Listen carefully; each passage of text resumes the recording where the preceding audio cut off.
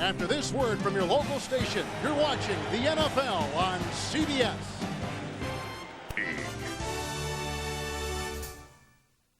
There's the gun, and the Jets are champions of the football world. 30 years. It's been a lifetime since the New York Jets were football's best.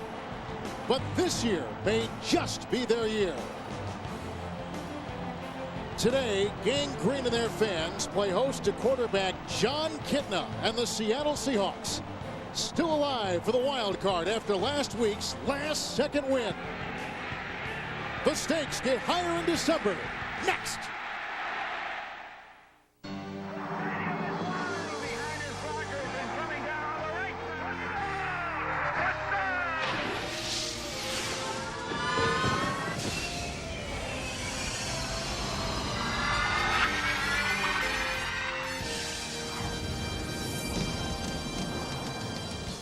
A magnificent day for football in the Meadowlands for two teams in the playoff hunt as the Seahawks visit first place New York.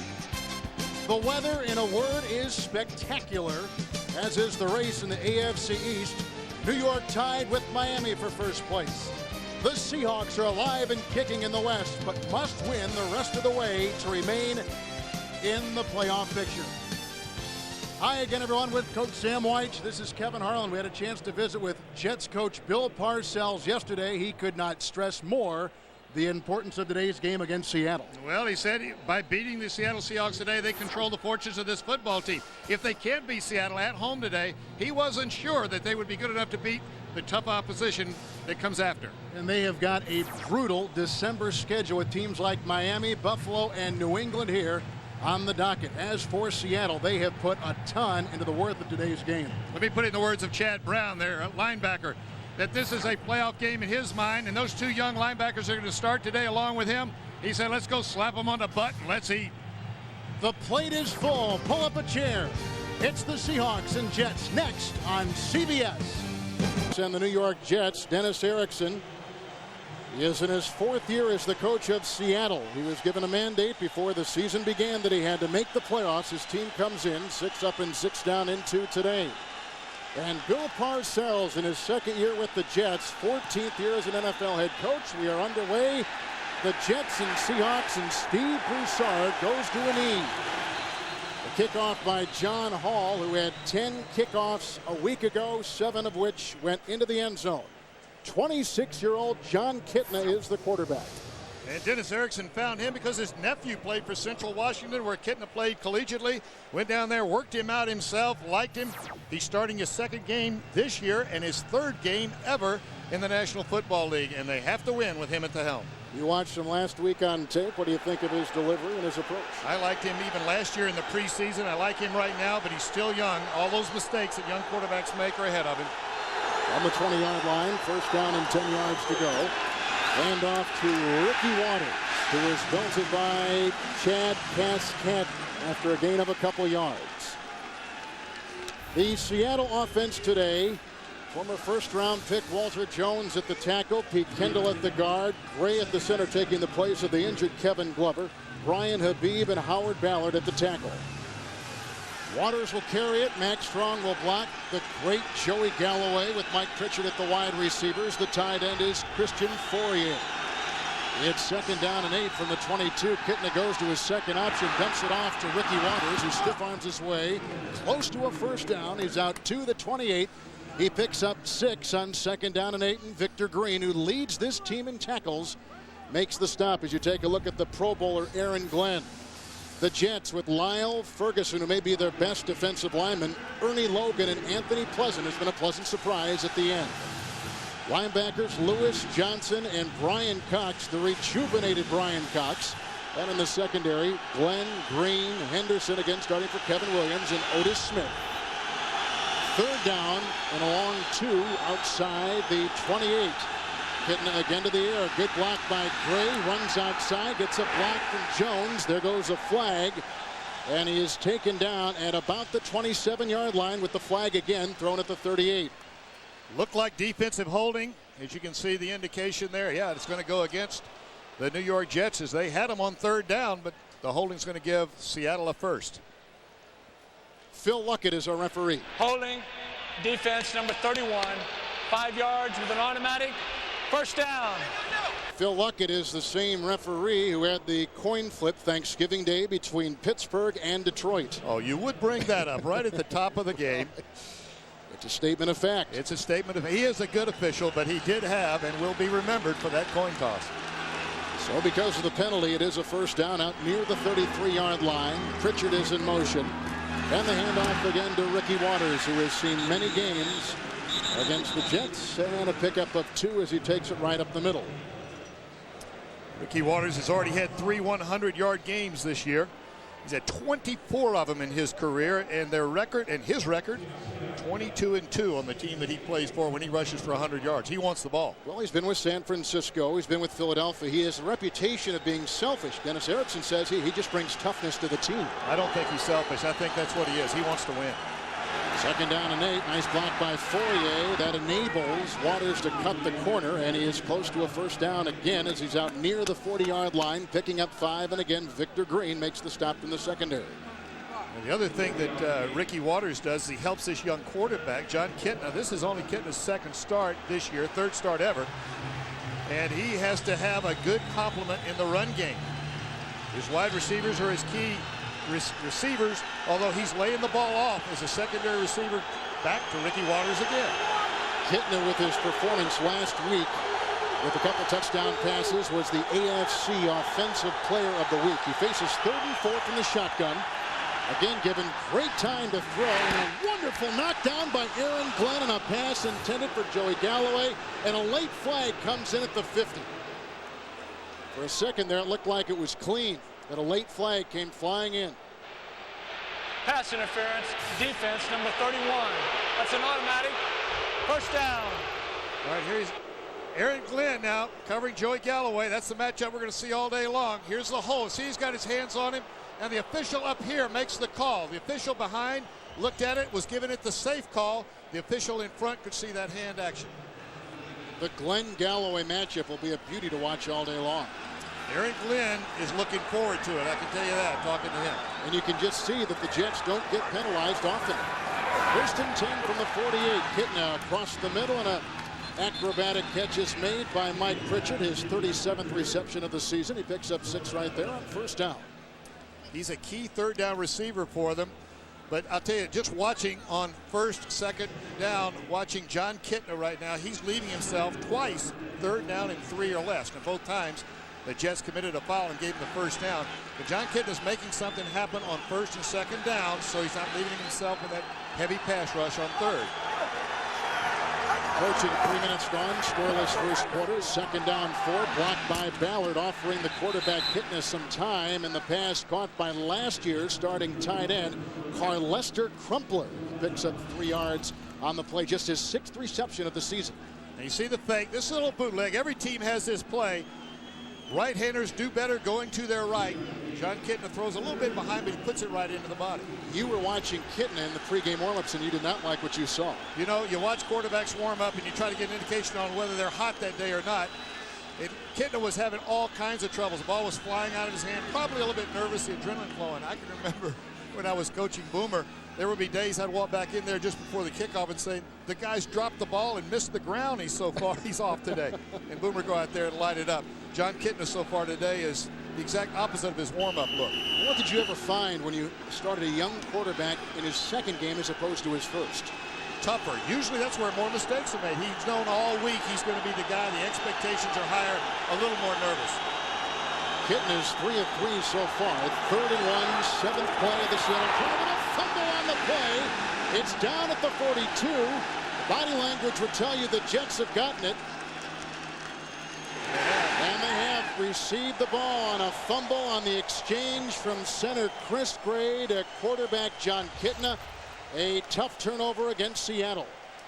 Chris Gray replacing Kevin Glover at offensive center. It looked like a little bit early pulling away for John Kitna. The Jets will get it for the first time. This possession will see the Jets and quarterback Vinny Testaverde, the 2nd-rated NFL quarterback. And number 1 in the AFC, Randall Cunningham, number 1.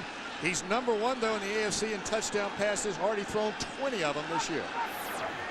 So they take over after the Seattle fumble at their own 42. Keith Byers in motion. Little play action to Martin outside. He goes to the aforementioned Byers. He's down the sideline and then upended by Williams.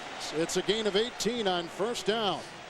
Let's take a look at the New York offense today. Their line, Jumbo Elliott playing better than ever with Berger, Mawai, a former Seahawk, Dwyer, and the Jason Fabini Sinclair battle today will be one to watch. Martin with the blocking back and catching back Byers. Keyshawn Johnson and Krebet the wide receivers. And it's been a breakthrough season so far for tight end Kyle Brady. 18 receptions and 4 touchdowns already this year for Kyle Brady. They've been a disappointment up until this year. First down to the 40-yard line of Seattle. Another play action going to Martin. Time for Vinny Testaverde. Then it collapses and down he goes. Sacked by Philip Daniels, and a flag is down at the 36. Testaverde wasn't touched last week against Carolina. Not touched at all. Not sacked. Not even brushed against by the Carolina defense. And it's a penalty called on Seattle. What did you hear, Kevin? Did you hear heads or tails? I heard heads. But, you know, KDKA, our affiliate in Pittsburgh, had amplified the noise 10 times, and they heard both calls made on the flip by the Steelers. Well, I tell you what, I think I can hear 2 calls as well. And at the moment, you got to make the call if you're the official. Penalty on Seattle gives a first down to the Jets at the 35. Testaverde throws, caught by Krebet. What a great grab and a thicket of Seattle defenders. He's to the 12. It's a gain of 23. And the eventual tackle is made by rookie Deshaun Miles. Vinny Testaverde throws his pass as well as anybody ever has. Not just doing it right now. And Wayne Krebet better in the slot when he gets inside, gets matched up more with safeties and linebackers. He's good at eluding them, and he is an excellent. Now that time he didn't have to read the zone, but he is so good at reading the zone and sitting down in the open areas. On the other hand, Keyshawn Johnson, when he's split out wide, is the in man in the line, the widest receiver. That's where he shines most. This was all set up by a Seattle fumble. They have fumbled, by the way, on their first possession 3 consecutive weeks. Testaverde to the end zone. Krebet was there. He had a gap, and it's incomplete. A little high, maybe a little wide, but Krebet usually snares those kinds of passes. Incomplete, and another flag is down. Seattle's defense with Sinclair, number 2 in the NFL in sacks. Adams, Kennedy, the perennial Pro Bowler, and Philip Daniels. Linebackers today, a couple rookies starting. Simmons, their first-round pick. Miles, their fourth-round pick, and Chad Brown is outside. The great Chad Brown. He's had a wonderful November. Springs, Bellamy, Darrell Williams, and the former Steeler Willie Williams are in the secondary for the Seahawks. They come in with the number 25 defense in the NFL. Illegal shift, offense, 2 men moving, failing to reset. That's a 5-yard penalty. It remains first down. And again, the Jets, the 3rd least penalized team in the NFL entering today. Well, not today, though. They're just committing a lot. It's the 3rd one already today. We're early in the first quarter. They are throwing the football on offense. Vinny Testaverde putting the ball in the air. On that last play, Jay Bellamy, the safety for Seattle, slipped and fell down in the end zone. I'm wondering if those ripples that were repaired just before kickoff aren't still alive down there. Good point from the 17. 1st and 15. A lead block from Kyle Brady, and the handoff goes to Martin, who is down near the 13-yard line. Picking up perhaps 3 in Cortez Kennedy makes the tackle. You know, right before the game started, we got the word from Frank Ramos of the New York Jets that they were going to replace the end zone because the warm weather had created some wrinkles in the Jets end zone. They put the soccer end zone in there to try to pull it tight. You can see it right there.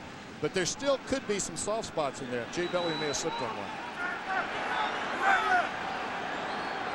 2nd down and 11 inside the 14. Testaverde dumps it in the flat. Caught by Curtis Morton. Gets by Chad Brown and then gets him from behind. Brings him down at the 9. Gain of 4. Tackled by the aforementioned Brown, leading the team in tackles.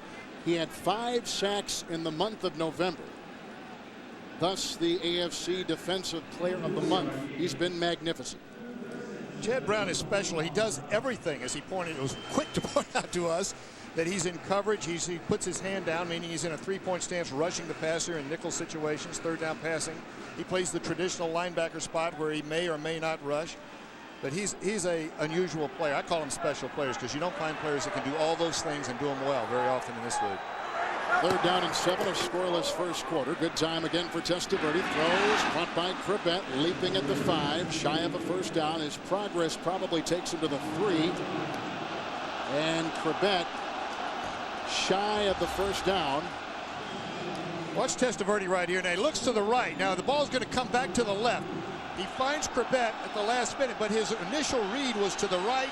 But when you read the right side, you know what's happening on the left if you're a veteran. Well, it's 4th down and about a yard. Parcells has decided to go. One note on Cribett, he had converted 11 consecutive third down receptions to first downs until that right there. He's a go-to guy. And now there's going to be a timeout for Seattle because they weren't ready with the change, the offensive change in personnel. You know, there's a rule. You have to give the defense time to match up. But when they switch like that late on a 4th down call, you never see the officials hold it up.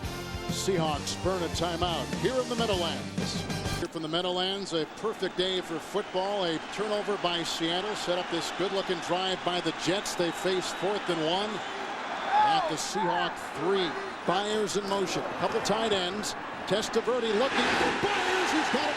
Touchdown.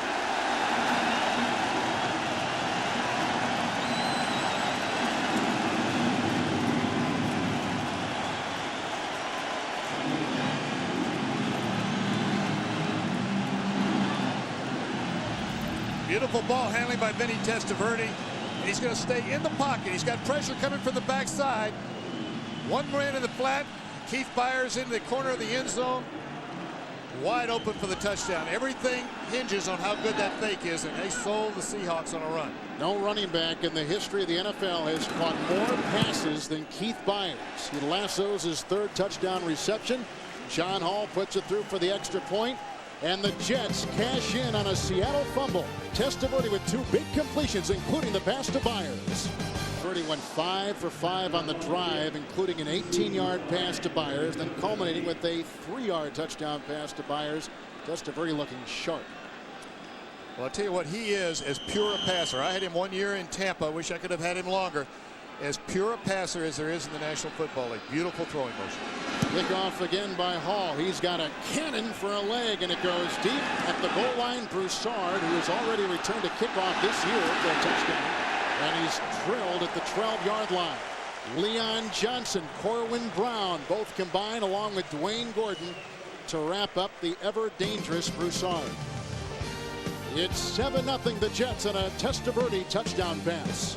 Sam Weich, Kevin Harlan, New York up on a touchdown pass, 7-0. New York's defense comes into today number 4 in the NFL. Last week against Carolina, Carolina went 80 yards. After that, only 1 yard the first half. They stood up to it, New York. Hitting right to work on first down. Throws to Pritchard, chased by Smith, knocked out of bounds by Green, and a first down gallop. He's up to the 30-yard line, 16-yard gain on first down. Right down the sideline now. Watch John Kitna. This is a young quarterback. I'm going to keep reminding you of that because he's doing a lot of things that young quarterbacks normally don't do. Now, right along the sideline, this is where the officials watch. See the shove? Inbounds. It's a legal shove. You can scoot up that sideline and get a couple more yards. John Kitna, though, does not play like a quarterback that is in his 3rd start in the National Football League. He goes to alternate receivers, and he's throwing accurately so far this first quarter. On the 31st and 10. Waters out of the backfield, but Kitna goes downfield. It ricochets off the palms of Pritchard, intercepted by Henderson. Still on his feet, gets a block. He's inside the 30. It's a second turnover for Seattle. It's a return of 22 yards. A flag has been thrown on the play. Oh, I tell you what, Kevin, I think. And they fumbled it on the return, and it's loose at the 30-yard line. He was marking where the ball was down with the flag. That's right. The Jets fumble the ball, and Seattle recovers. It'll be first down for Seattle. It's intercepted, return, fumble. Seattle recovers, 1st and 10. This ball just ricochets. Now, John Kitna, when that juices are flowing, sometimes the ball flies. See how the height, anytime you throw in the middle and the ball is high, you get a chance for this kind of a return or interception. But Jerome Henderson, hold on to the ball. This ball is stripped loose. It's free again. First down, Seattle. On the 30-yard line, hand off to Waters. He dances by Pleasant. He's down near the 30-yard line and may have lost a half yard on the play. And then a little shove after the play into the face of Brian Cox, the emotional battle there between both Cox and Waters, two of the fiercest personalities on the field. Well, Bill Parcells told us yesterday that Brian Cox is explosive. He stirs things up.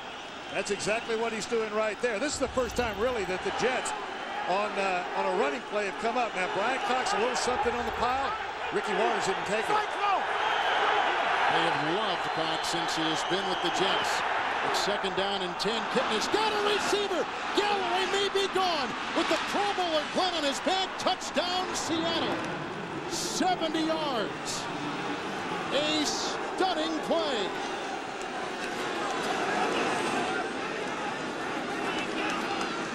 Joey Galloway, probably the fastest guy on the field. It's a step and go. He's just going to run and go. There's an all-out blitz by the Jets. It's one-on-one on the outside.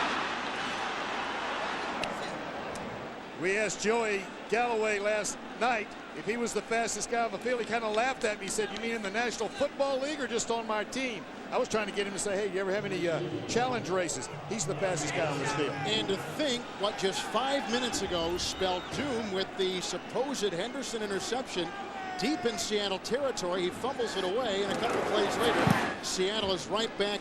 There's the extra point by Peterson. An unbelievable turn of events in the Meadowlands.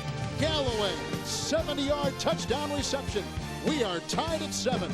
This player in the National Football League, and that time he had caught a 70-yard touchdown pass from John Kitna.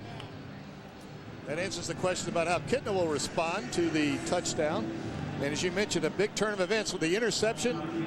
The Jets could have marched right on down as easily as they did the first time and gone up 14-0. Instead, it's tied at 7. So on the longest pass play allowed by the Jets this year, let's see how they respond.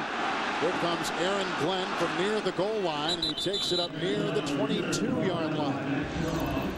Joey Galloway, now he just is straight out outrunning Aaron Glenn. Put that ball away, Joey. That's one coaching point I'd make, because Aaron Glenn, if he could get close enough to you, would try to strip it loose from you. 70 yards, that's the longest touchdown catch of his career after 59 ball games. Look how close Joey Galloway and Steve Largent are in statistics. Can politics be far away for Joey Galloway? Galloway catches his 7th touchdown of the year. Had one last week against Tennessee, so 2 in 2 games. We thought this might be a breakthrough year. We saw him earlier in the season against Pittsburgh, where he had 7 catches that day in that September game at Three Rivers. From the 22, the Jets 1st and 10. Testaverde hands off to Curtis Martin. Up the middle he goes before Chad Brown brings him down after a gain of 7. Let's go to Jim Nance at our CBS studios in New York. All right, Kevin. Peyton Manning has now thrown for more yards in a rookie season than any other quarterback, and twice today he's thrown touchdown passes. This one to Torrance Small, and look at it. The Colts are up 14-0 down in Atlanta. Let's head back to Kevin and Sam. The Colts have never lost against the Falcons. 10-0 coming into today. Yeah, they never played Peyton Manning either. That's exactly right. Good report, Jim. Thank you. 2nd down 3. Martin again. Whacked in the play by rookie Deshaun Miles. Perhaps 2. You know, Kevin, the turnaround right there, the fact that the Seattle Seahawks got back in this ball game, now that defense has the extra inspiration. This is a good defensive football team. Chad Brown and Sinclair are 2 of the finest defensive players on one ball club as there is in the league. Chad Brown playing everything, as we mentioned. He's playing with 2 rookie linebackers in that lineup today, with Deshaun Miles and Anthony Simmons replacing injuries. 3rd down, long one. Brady on the move outside the 30-yard line. Pitch out goes to Martin. He got a quick block in the backfield from Brady, but will be shy of the 1st down. Maybe got to the 31-yard line. And there, Willie Williams from the corner. 3rd down conversions are so important in this league. That's how you keep drives going. Unless, of course, you're throwing the ball like Vinny Testaverde is throwing the football. You never get to 3rd down. At least you don't get there very often. Chad Brown told us yesterday that this offense is a circular offense with Curtis Martin, a threat, the run pass, and then, of course, the straight drop back. They just kind of wind and chase their tail. They keep doing one after the other. Each sets up the other kind of throw. Testaverde may not get to 3rd down often, but when he does get to 3rd down, he is the #1 rated quarterback in the NFL on that particular down. And probably because of his wide receivers. Well, he's got, in Corbett and Keyshawn Johnson, he's got clutch receivers. but he's also got that pure passing motion that can get the ball in tight spots. Third down, everything kind of tightens up. He's got a rifle arm. John Kidd is the third punter that the Jets have used this year. He replaces Brian Hansen, who replaced Nick Gallery after the first week. And there's Joey Galloway back, and he is probably more dangerous as a punt return guy. 2 touchdowns he has returned this year against Oakland and San Diego on punts.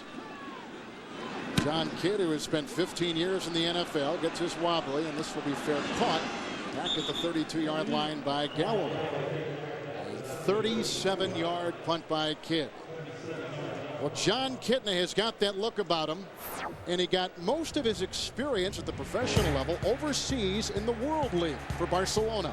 The Barcelona Dragons. Here's one of those touchdown passes over in the World League or the NFL in Europe.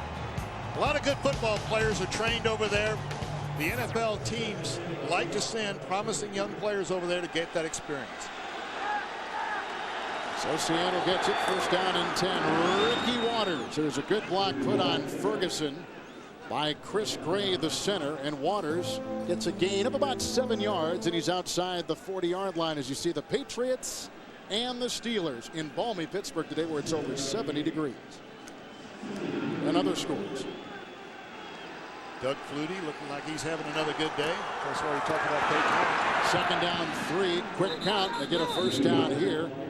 And with Waters, it's up to the 44-yard line and a gain of a couple. Let me tell you, Bill Parcells understands that that coach right there has not thrown the towel in. He's getting a little criticism back in Seattle because they had such high expectations. But Bill Parcells knew that the Seattle Seahawks were a good enough football team to come in here and give them everything they wanted at home.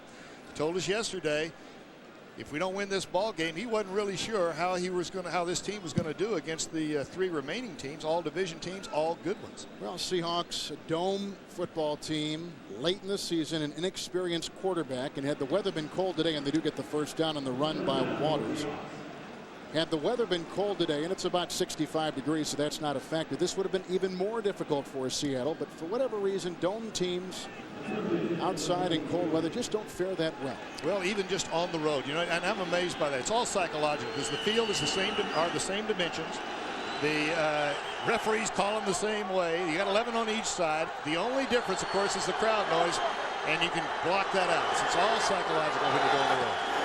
Outside the 43, it is a first down. Kitna winds up again, looking for Galloway. He's beaten Glenn again, and there he goes. Can you believe it? 57 yards on this touchdown pass. John Kitna and Joey Galloway have quieted this crowd down. Kitna making the long run down to celebrate. Just 1-on-1 again, almost an instant replay. A little jostling going on right there. In fact, Aaron Glenn wanted to know if he was interfered with, trying to keep up with Joey Galloway. But in a foot race, as fast as Aaron Glenn is, he's not as fast as Joey Galloway. And if they leave one-on-one situations out there, you're going to see John Kitna going to him again this afternoon. And that's a Pro Bowler he's beating too, Glenn. 2 good football players, but one's just a step faster than the other one, and the ball is being thrown out in front. Peterson with the extra point. We've had 3 touchdown passes in this game. Testaverde gave the Jets an early 7-0 lead, but 2 long ones by Kitna. The last one, 57 yards to Galloway. 14-7 Seattle.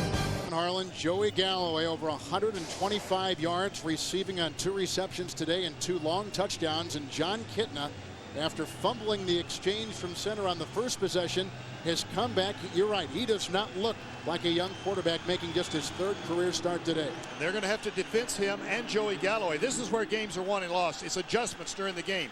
Bill Belichick, on the defensive coordinator of the New York Jets, now is going to have to give Aaron Glenn a little help over there because the matchup is coming again with Joey Galloway. And his confidence may be shot after getting torched twice. From the 5, this is Glenn. Finds a seam, and Willie Williams just got a hand on him and tripped him up at about the 30-yard line. A return of 24 yards by Glenn. 2.5 to play here in the first quarter. There's Joey Galloway again. And the player is down for Seattle. It looked like Williams. James McKnight and Willie Williams both injured. This is Willie Williams. He's hurt a little bit more.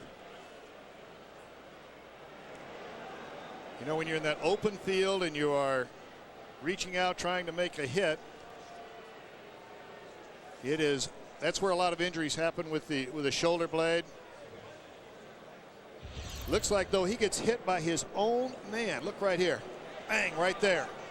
Two guys going after the tackle. That's McKnight and Williams. Here it is again from another angle. There's Willie Williams. Here comes McKnight. And they just all over each other. And they need McKnight. He has been great. And they need Williams. He's the starting corner.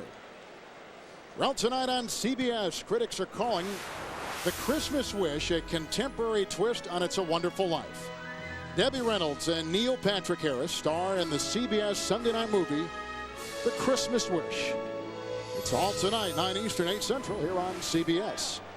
'Tis the season, Kevin. It is. Those are fun movies. Great time of year. Great time, too, if you're an NFL fan, with the playoff picture coming into form and focus from the 30-yard line. 1st and 10. Hand off to Curtis Martin, who's put together 3 consecutive 100-yard games. And he's brought down right there by Anthony Simmons, their first-round pick out of Clemson. Linebackers starting today. They have all kinds of injuries, and that linebacking core does Seattle. 2 young linebackers. You know, when you've got 2 rookies in there, all the calls that have to be made, there's 2 chances for mistakes to be made. These guys have played. It's not like they haven't been in ball games, but starting together in a pressure game like this against a quality football team, quality offensive football team with all the weapons the New York Jets present.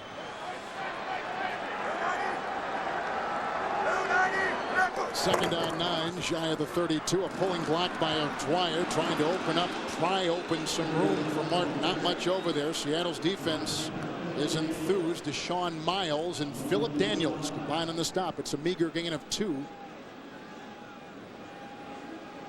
Vinny Testaverde ranked right behind Randall Cunningham with a 104. Now let me just tell you, anytime you're up around 100, you've got a chance to lead the league year in and year out in the rankings. Last week, his rating for the single game, 16-21 with a couple touchdowns, was 147. The highest possible rating you can have is 158.7. 3rd down and 7 from the 33. Testaverde flush from the pocket, chased by Adams, dumps it off to Byers, and he lunges at the last second and may have picked up the first down. It's a gain of 8. He's to the 41-yard line, and I think he's got it by about the length of the football. Bill Parcells told us yesterday when Vinny first came here, he sat him down. He said, look, here are the things that I see as studying you. You force the ball too much and you make mistakes when you're on the move. Your judgment is sometimes you snap throw. In training camp, I want you to work on going to alternate receivers, throw that ball to somebody else, don't force it, and work on your throws on the move. That's the product of a lot of hard work in training camp. New York area native, grew up in Elmont, New York. Did Testaverde. His family and friends are still there. From the 41, it is a first down. Play action to Martin again. Little decoy. Here comes Adams, and the pass thrown up the middle and incomplete. Man, when you see Sam Adams at 320 pounds barreling down on your brother, you get rid of the football, and that's exactly what Vinny did. Well, I tell you, Sam Adams is, look at him. I'm not sure if this is an example of you can eat yourself right out of the league if you're not careful. Things in when he goes in for the wing. He can do more than just rush. So watch that. He blocks the ball, intercepts it, and then watch this run. Put him in there on the goal line. Oh, yeah. Do a little dance at the end, too. If he gets on a talking scale, it says, come back when you're alone. He is a good athlete.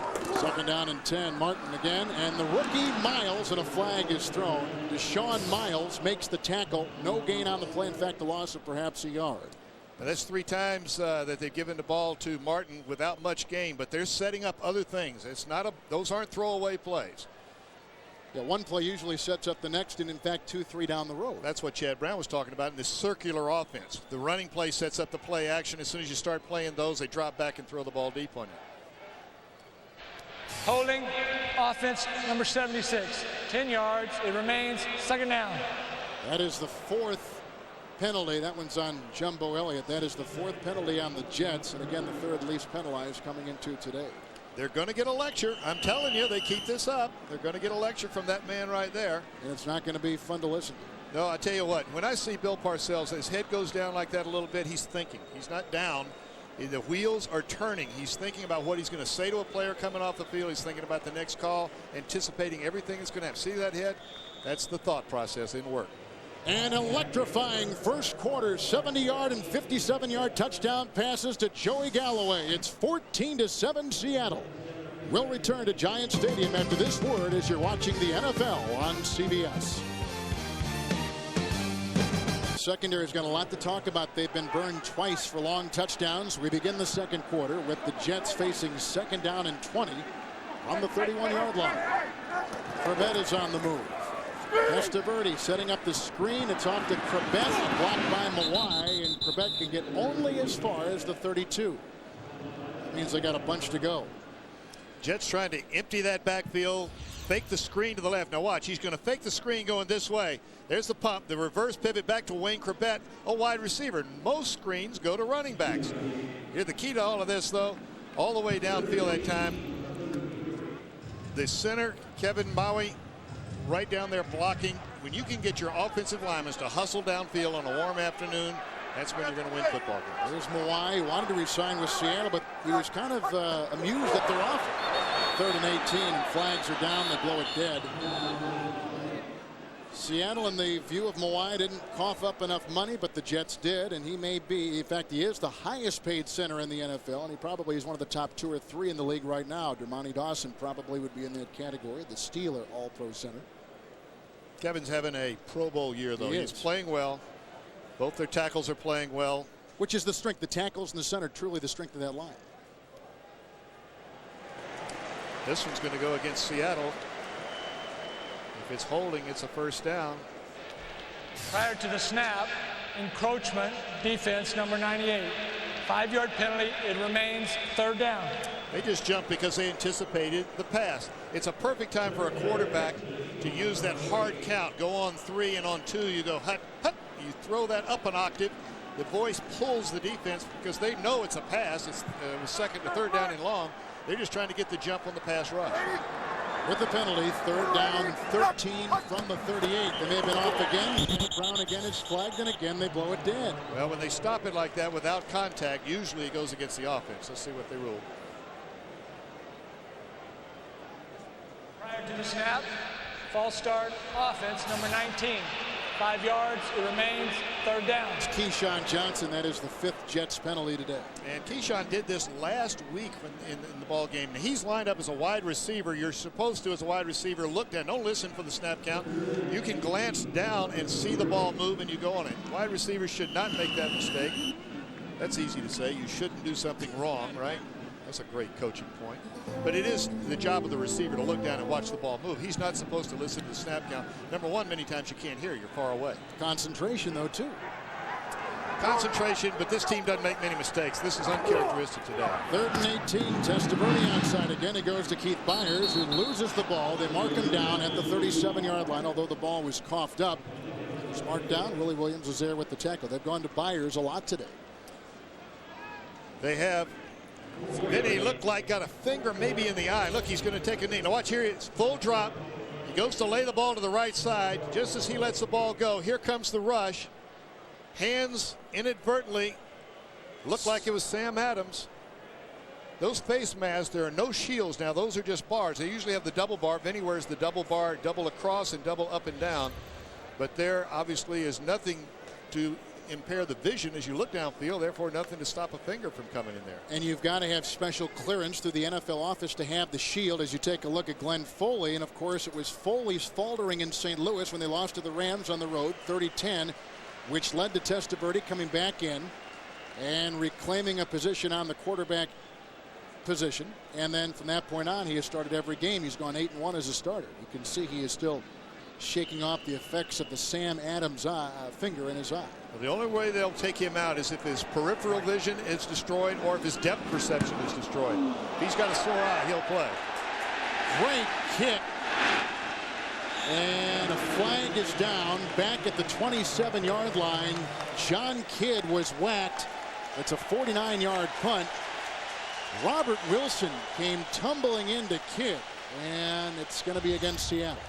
And let's see if it's enough or a first down or if it's just running into the kicker or roughing the kicker. Have to wait on the call. Ball is clean away. If you touch that ball, you can hit the kicker, but if you don't touch it, nobody touched it. Personal foul, roughing the kicker, number 83 defense, 15 yards, automatic, first down. See, there are 2 calls there. Running into the kicker, not as serious a penalty, not an automatic first down, and roughing the kicker, which is an automatic first down. And these are the kind of things when you're a team that has to win a ball game on the road, you can't afford. You stopped them, you've held them, you made them punt, and then you give them the ball back. And that is a good sign if you're a Jets fan. Testaverde is back in the game. I didn't think that he would be out very long. This is a tougher football player than, frankly, his reputation has given him over the years. So the drive continues. This will be the 7th play of the drive. Jets have it at the Seahawk 48, trailing by 7. Play action by Testaverde. Slings it outside. Pass caught by Keyshawn Johnson, who loses a helmet in the process. Whacked so hard by Chad Brown that he lost his hat. And when you lose your hat, you're in trouble. Lots of contact. This is just a hitch pattern. Bang. That's actually Sean Springs that gives him the first hit, and then Chad Brown right there with him. Holds onto the football. That's the more precious thing. I used to tell him that's just like your little baby right there. Do not drop that football, no matter how many other parts of your body come flying loose. He yanked his apron. That's what they did. 2nd down and 2, just inside the 40-yard line. Byers is on the move. Hand off to Martin. Brady was in there with the quad. So is O'Dwyer, and he'll be again close to a first down. Depending on the mark, we are early in the 2nd quarter with Sam Weich, Kevin Harlan. A spectacular day for football here in the Meadowlands. The first place Jets and playoff hopeful Seattle. Good time for Curtis Martin to get the ball. 2nd down and about 2. Good solid yardage. Most of the time he gets the ball, but you know that you're going to get close to that first down. Leave yourself very little if you don't get the first down right then. I think they got it. What do you think? I think they've got it too. The one thing about the Jets is they truly have a plan. There was a great story in the New York Post earlier this week by Steve Serby detailing the free agent acquisitions that Bill Parcells, the general manager, has made for the Bill Parcells coaching position. And one of the great pickups, of course, not only Testaverde, but also Curtis Martin. They gave a 3rd-round pick. They paid him $36 million, but he gives him a running threat. Let me tell you, league-wide, though, teams turn over between 1/4 and 1/3 of their team every year. So every team is always looking for new talent. It's down. Look at the time for Testaverde across the middle. He throws to the aforementioned Martin, who makes his 34th reception of the season. It's a gain of 3 on first down. And coming up on the NASDAQ Amex halftime report, Jim Nantz, Marcus Allen, Brent Jones, and Michael Lombardi will have all the scores and highlights. Plus a preview of the Denver Bronco Kansas City Chief game with Greg Gumbel, Phil Simms, all coming up on the NASDAQ Amex halftime report. That should be a dandy at Mile High, in particular, considering what happened on that Monday night game in Kansas City a couple weeks ago. Well, the pressure mounts every week that they stay undefeated. I think they're going to do it. 2nd down 6. Testaverde spinning in the backfield, buying time, and throws it away. Brady was covered, Martin was covered, and he had Michael Sinclair breathing down his back. It's tough to pump, pull that ball back, throw it away. That's a veteran quarterback at work. In the AFC East, the New York Jets, everything's in their hands. They play 3 division opponents after this ball game. And, of course, they tied with Miami going into this game today. Buffalo and Cincinnati. Vinny Testaverde, I mentioned it just a moment ago. They emptied the backfield this time. This one looks like a pass or a quarterback draw. But when you go to pump in this coverage and you pull it back, tough to do as a quarterback. So he's deployed 5 receivers. He goes to Leon Johnson, who breaks a tackle. He goes one-on-one with Bellamy and Williams, and he is knocked out of bounds at the 3. It's a gain of 30. Everyone worried about Johnson and Krebet and Brady and Martin, but they forgot about reserve running back Leon Johnson. And Kerry Joseph, a safety, has to go out and cover Leon Johnson out wide. Leon Johnson is split out like a wide receiver is normally split out. It destroys your coverages if you go man-to-man. If you go in zone, everybody just covers their zone. But Seattle was in a man-to-man coverage, therefore they had to take a safety one-on-one. And Leon Johnson, once he catches the ball, is as good as a receiver after the catch. He may be the most versatile player on the team. Well, he's the return guy for him as well as a running back and a wide receiver in that case. From the 3, it's first down and 10. Fake handoff, rolling is Testaverde from the goal line, and it's into the end zone high. Incomplete on the first and goal pass over the head of Kyle Brady, the tight end. That time, Vinny Testaverde just wanted to roll to the right. Very reminiscent of the catch. San Francisco against Dallas back in 1981. Watch him. He's going to go to the right. And he's going to keep the ball alive as long as he can. See him just looking. The last minute, throw it high and away. If it's incomplete, or if it's over the receiver's head, Brady that time, it's incomplete. There's no chance of an interception. Second down goal from the 3 in the 12th play of the drive. Remember, kept alive by a Seattle penalty on the punt by the Jets. To the end zone for Johnson. The catch is made, but out of bounds, incomplete. He leapt high. He was battling Willie Williams, but he could not get both feet in bounds. Incomplete pass. That's just the kind of throw to Keyshawn Johnson. He had a little bit of a hamstring. See, 1 foot in, 1 foot out. No question about it. Here he goes up. 1 foot's in, 1 foot out. Good call by the officials. And you had 2 officials looking down the line. Both of them looked at each other and said, I agree with what you're about to do, and that is wave this one off. Nice throw. But he did not miss a day of practice. Bill Parcells is one of the toughest guys that he's coached. Got a little bit of a hamstring. He was out there working early before this game. Ray Lucas is in as the quarterback. The shotgun formation. Lucas with the sprint. Mariah block. Fabinho block. And Lucas is down to about the 2. Michael Sinclair made the tackle. So it's 4th and goal, and Parcells with a little bit of change-up in his delivery. Can't get it in with Lucas running the option. Now Lucas is a wide receiver running back. He's going to, this is a run all the way. See him put the ball under his arm from the very beginning. Had blockers out in front. Vinny Testaverde's a wide receiver out blocking the wide receiver. I'm happy for you, Vinny. That's Fred Thomas, and he's occupying him anyway. Yes. So a field goal try from John Hall, who is tied for the most misses of any field goal kicker in the NFL. The hold by Kidd, it's up and in. But I mentioned Kidd holding because since Kidd has jumped on board, Hall has gone 11 of 13 in field goals. The Jets come closer to Seattle.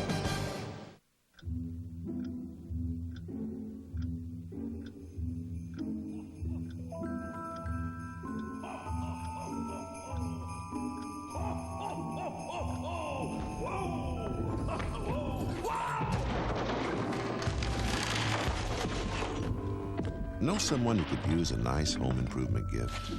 The Home Depot has everything you need to fix up your holiday gift list. The Home Depot, the toy store for big kids. Star Trek is a culture. It's about hope, diversity, camaraderie. It's part of us. It's about technology. Tricorders. Replicators. Transporter. Computers. And the phasers. Oh. There's a new movie coming out. I have visited the website. Engage. You can buy everything online. Where else would you buy a Borg? Coming soon, one of the best online stores in the universe. The Star Trek Online Store, an IBM e-business. Great timepieces are built to run forever without replacing batteries. But only one of these is smart enough to run forever on any kind of light. Echo Drive from Citizen. Live at the speed of light. Chicken sandwich or burger? Take a dance with Lady Cluck. Okay, which one? That one. This one right here? Yeah. Wrong. Burger. You lose. Eat chicken that looks like chicken. Introducing Subway's Chicken Fajita Sub, topped with Old El Paso thick and chunky salsa. Subway, the way a sandwich should be. This week, deck your nights with lots of Dave and the season's brightest stars. Tom Hanks, Patrick Stewart, Jon Stewart. Faith Hill. This week on The Late Show. 2 long touchdown passes by John Kitna, a short touchdown pass by Testaverde, and a 20-yard field goal moments ago. But a real victory for the Seattle defense as Parcells and the Jets had it 1st and goal at the 3. Well, just one more ingredient in the way the Seahawks are playing. They're putting it all together. The defense holding them to 3 points, keeping the lead for John Kitna, who has responded every time the Jets have scored. John Kitna's come back, and he's hit Joey Galloway for touchdowns. Here's Hall with the boot in the end zone. Broussard will bring it out 3 yards deep. A block by Joseph, and Broussard is up to the 26-yard line. He is the 4th rated NFL kickoff return man. Tackle made by Hayes. Timeout in New York, 14-10 Seattle. You know, Joe's the kind of guy whose hands are always dirty, no matter how deep the scrub. You see, his hands are his livelihood. Rarely ever see any time off. His hands are strong, steady and sure. The kind of hands that can only grip the wheel of a truck. Of course, that truck is a Ford F-Series with a more powerful Triton engine and 50 years of toughness. You might say it fits Joe's hands like a glove. Not that he'd ever wear any. Ford F-Series, built Ford tough. They created their microprocessor in 1971, and the faster their chips have performed, the faster their company has grown. Today, the Intel design is the brains behind the majority of the world's PCs. By the 21st century, their chip could execute 2 billion instructions in 1 second. Where do you learn about such fast-thinking companies? Exactly. NASDAQ Amex, the market of markets. In 96, Fred Couples rallied Team USA to a remarkable victory. Now America's best battle the world's greatest golfers for the coveted President's Cup. Sunday, the NFL on CBS rocks with regional action. The Patriots ride into Ram territory. The Raiders battle the Bills. The Steelers slam into the Buccaneers. The Chargers collide with the Seahawks, or the New York Giants welcome the big bad Broncos. It all starts with the NFL today, the way it should be. The NFL on CBS is sponsored by Ford F-Series. The best-selling trucks are built Ford tough. The NASDAQ Amex Market Group, the market of markets. And by Citizen.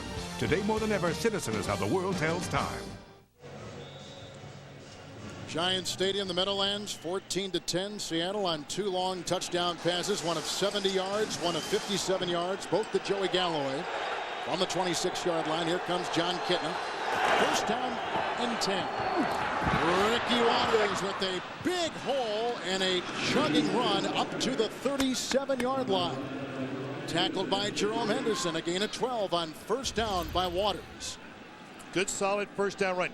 Both these teams have good first down running games. Ricky Waters is one of those guys that give me the ball kind of guys, like Keyshawn Johnson is for the Jets.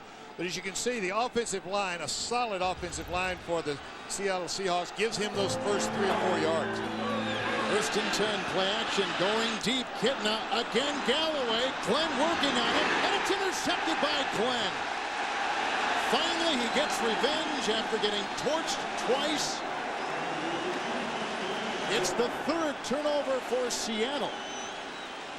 And at the 6-yard line, they'll take over as Glenn gets a career-high 6th interception. And he's going to go to the post.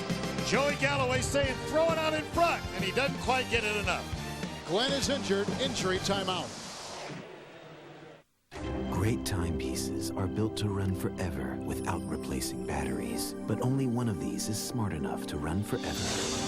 On any kind of light. Echo Drive from Citizen. Live at the speed of light. Chicken sandwich or burger? Take a dance with Lady Cluck. Okay, which one? That one. This one right here? Yeah. Wrong. Burger. You lose. Eat chicken that looks like chicken. Introducing Subway's Chicken Fajita Sub, topped with Old El Paso thick and chunky salsa. Subway, the way a sandwich should be. I heard this story about a group of tourists who were searching for Western heroes. Come on, baby. When they got a little off track. We're sunk. Luckily, their hero found them. Guarda. The legendary Ford F-150. Yeah, Gary Cooper. Looks like he could use a hand. With an available 5.4-liter Triton V8 that delivers more pulling power than Dodge or Chevy. Now there's a happy ending. Ford F-Series, built Ford tough. I'm blessed with 4 daughters. Oh, I always feel outnumbered. But I wouldn't trade it for anything. If you are going to spend time together watching television, DirecTV is the way to do it. So we headed down to Walmart. This is DirecTV's digital satellite system. The system comes with a self-installation kit, and the programming starts as low as $19.99 a month. Along with the everyday low prices, Walmart gives you free a 1-year subscription to C Magazine. There's over 200 channels, and when it's time to shoo them off up to bed, that's my time. DirecTV at Walmart. Always low prices, always. I'm Wayne Corbett for the New York Jets. Together we can make a difference through the United Way. The NFL, the United Way, and you. The power of teamwork. The home of the NCAA Basketball Championship, CBS Sports. Looks like the Jets have just lost their Pro Bowl cornerback, Aaron Glenn.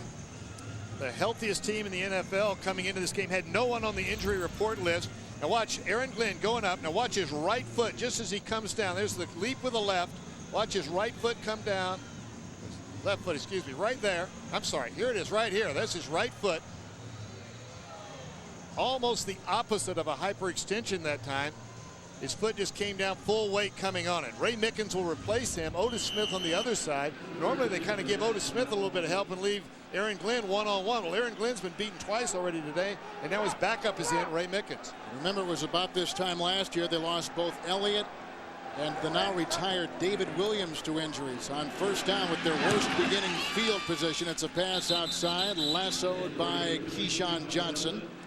Gain of 7 on first down, a low pass, but he kept it away from the secondary coverage. Well, they're just working a little bit. This is Sean Springs, who's having a Pro Bowl year himself, but everything is happening underneath him. You see they're afraid of the speed and the deep throws with Keyshawn Johnson. You don't want to get into a jump ball with Keyshawn because he usually comes out the winner. Johnson coming into today had put together the best 3-game span in his career. He's been playing magnificent football. Second down and 4. Jets from the 14. Lots of formations for the Jets. And the handoff to Martin. Not much up the middle with the gain of about a yard. Trying to carve it out against that big, strong tackle tandem for Seattle. 8 carries, 20 yards today for Martin. Let's take a look at the CBS Sportsline question of the week. Who is the most feared pass rusher in the game today? Kevin Green, Bruce Smith, or Reggie White? Well, the previous 2 weeks I have hit it on the money. I'm going to go right there myself. This is just Sam White's voting with Reggie White. Although I will take any of those guys if I'm coaching. I want them all on my side. Third down and 3. Play action again by Testaverde with all kinds of time. Dumps it off underneath, caught by Curtis Martin, who does get the first down. Lunging to the 23-yard line on a gain of 8. And the tackle made by Simmons. By the way, if you want to participate in the CBS Sportsline question of the week, log on to vote at cbs.sportsline.com or on America Online at keyword CBS Sportsline. Here's a case of Vinny Testaverde doing what Bill Parcells asked him to do, and that is lay the ball off short. Don't force it down the field if you don't have something down there. Vinny is really going through his progressions. If the number 1 guy is not there, look for number 2 and then number 3. And the former Heisman Trophy winner at Miami with the 1st and 10 for the 23 underneath again to Corbett, who is drilled by Willie Williams. What a whack. And a gain on the play of perhaps 2 yards. Williams, a hard-hitting corner, comes from the Pittsburgh Steelers as he unleashes here on Corbett. Give a listen. You can feel that one up here. Just a quick throw to Wayne Corbett.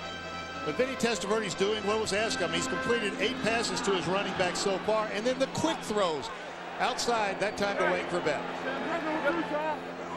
Second down 8 from the 25-yard line for Testaverde. Throws over the leap of Cortez Kennedy. It's incomplete. He had Corbett in the numbers, and he had Dedrick Ward, another wide receiver, the 3rd wide receiver on the outside. Actually, the first one that I think he's forced in there a little bit. There was double coverage. Wayne Corbett looked like when he came out of the break, wasn't ready to slide back to the outside. The ball was thrown to the outside, and it had to be thrown in a hurry because he had pressure. Jets come in with a share of first place in the AFC East with Miami. At home, they have won 5 consecutive games. They've been brilliant here in the Meadowlands. They're a good football team. Denver, I think, is the best in the AFC, but right behind them is a group of teams, included in that group, the New York Jets. Third and 8 for Testaverde. The draw play handoff. A great block by Byers, but doesn't pry open enough room. And the former college quarterback, Kerry Joseph, makes the tackle and stops the first down bid by Parcells' Jets, and they got a punt again. Last time they punted, John Kidd was roughed, continued the drive, resulting in a field goal for New York. Seattle's defense is doing a good job. They are indeed. And they're not talked about much coming in, so the Jets can't cash in on the interception by Glenn. Here's the punt by Kidd, 21-yard line retrieval by Galloway. And he's up the sideline and near the 32-yard line, a return of 12 yards. Not a good sign as Aaron Glenn is wheeled off the floor of the Meadowlands.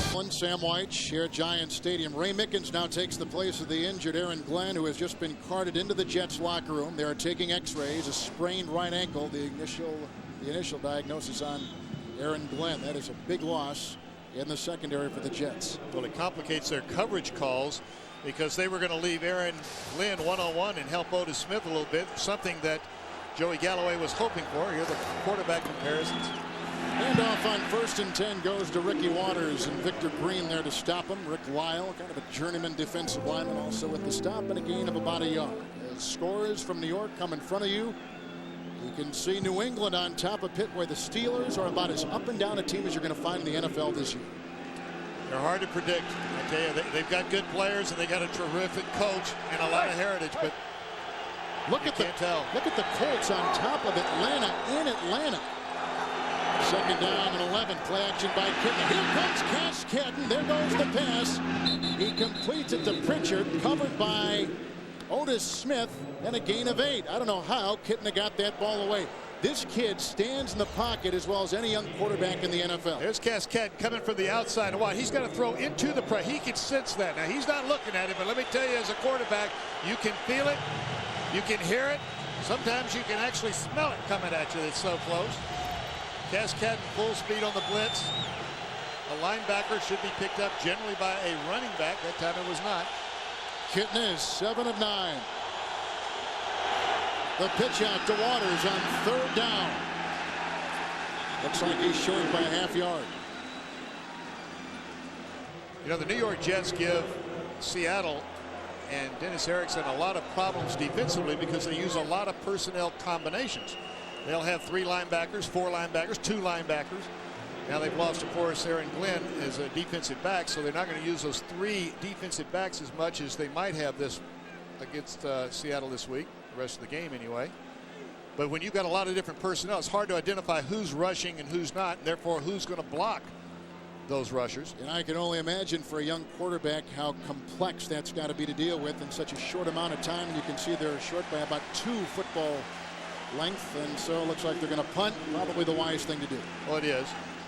You know, in predicting the outcome of a ball game, you look at matchups, and when you get a young quarterback against a complex defense, the advantage goes big time to the defense. When you get a young quarterback against a team that's maybe better than they are, but he knows what's coming, at least he has a chance to react. First punt today by Seattle. Deep back Leon Johnson. Jeff Feagles was signed as a free agent. Comes from Arizona. And he's coming off the best game in about a month. He's had punting the football. More of a finesse type punt. This was high and hanging, and Johnson gets a great block on the play and takes it from the 11 up to the 17.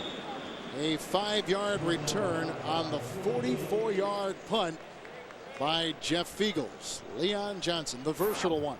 Remember this? Back in 1969, Joe Namath in the Super Bowl. Classic throwing motion. Don Maynard. Don Maynard. One of the few times he didn't wear Texas boots. There's Keith Byers.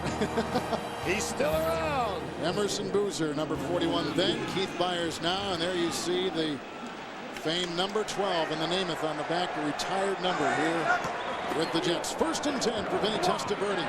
Winding up and throws. He's got his tight end Kyle Brady. Fumbles the ball. Seattle has retrieved it. And it's picked up by Chad Brown. It's the 2nd Jets turnover today. And it's down at the 48. Brady, who's having a breakthrough season, disappoints Bill Parcells with the turnover. The Jets came into today +3 and perhaps is the hottest team in the AFC. Right here. There's Chad Brown. He told us last night, he said, you know, I do everything. I'm all over the field. And this guy backs it up. Not only does he rush the quarterback on occasion, he's back deep center field in coverage. A beautiful throw by Testaverde and a catch, but on contact, the ball came loose. I used to tell the guys, as soon as you catch the ball in the middle of the field, hug it, just like you would you're hugging your child. Do not let that ball go. You're going to get hit quick in the middle. From the 48, 1st and 10, Kitten a quick throw. Nice leaping catch made by Pritchard. He's down to the 42. I think we said Emerson Boozer. Of course, we're talking about Matt Snell, number 41, who was with Namath Maynard back in that miraculous season in the late 60s. Emerson Boozer was around at the same time. This is a team which has great history, the Jets. I remember when I was in college, I got a brochure from the Jets that had Matt Snell's picture on the front of it. I thought that was I was in big time. I was back at Furman University, and I got something from the New York Jets. 2nd and 4, handoff to Waters. And he's down to the 39. Of course, that team was coached by Weeb Eubank, the late Weeb Eubank. One of the most respected guys in the history of the game. One of the most loved guys in the history of the game. Not just by his players, but everybody that was around him. Bill Parcells came here. He liked what that uniform looked like back then. They had gone away from that look in the 80s and early 90s, and they changed here just a short time ago earlier this season. 3rd and a long run. It's a handoff going to Waters, who tried to climb his way inside the 39, had to get to the 38, and again appears to be shy. Anthony Pleasant was in the bottom of that pile.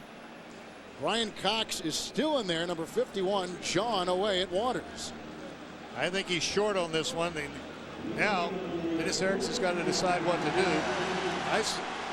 I would, if he asked my advice, I'd say pin these guys back. He's not taking my advice. He's putting 2 tight ends in, and here goes a 4th down and less than 1. Seattle is 0-3 on 3rd down, and 3rd and 1, 3rd and 3, 3rd and 1. Now they try it on 4th down. 4th down inside the 39. The pitch out to Waters. A ball in front, and he's got it. And there he goes. He'll be gone for the touchdown. Ricky Waters. A 39-yard touchdown run, a season long. Big gamble for Dennis Erickson. And it paid off. That's the 3rd big play touchdown for Seattle today. Breaks tackles right there. Nothing but a clean break. Victor Green, who's the leading tackler on the New York Jets team, and Ricky Waters runs right through the arm tackle. Little pitch to the left. Nothing short and up the middle. Took the angle off tackle. Ricky Waters, one of the best.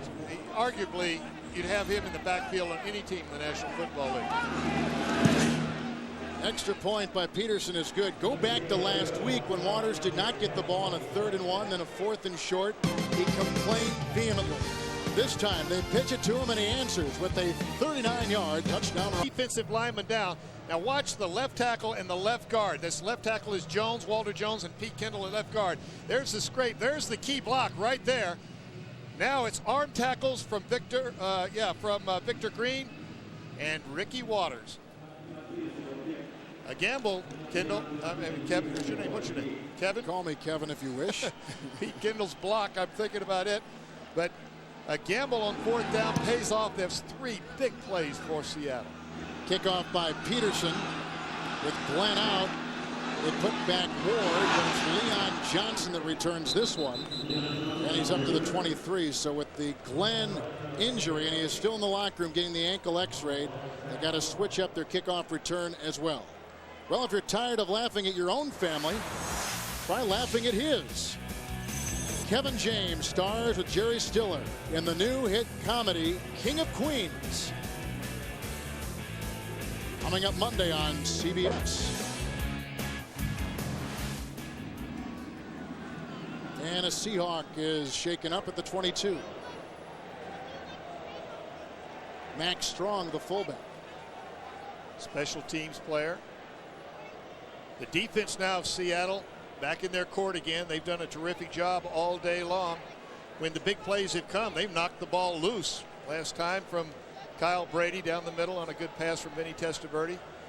And then the Seattle Seahawks on the offensive side of the ball, they've just had those 3 big plays. 2 plays starting with a young quarterback throwing the ball down to Joey Galloway, who's one-on-one with Aaron Glenn.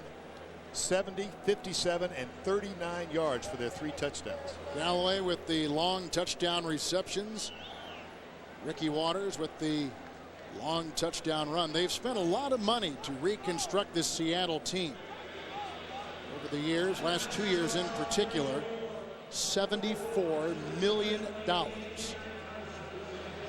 Okay. And I will tell you this, they've got a lot of things in place. Radio. This is one of the teams that's Seattle. One of the teams that's right on the edge of being a big-time winner. They're still in the hunt this year. Injury timeout charged to Seattle.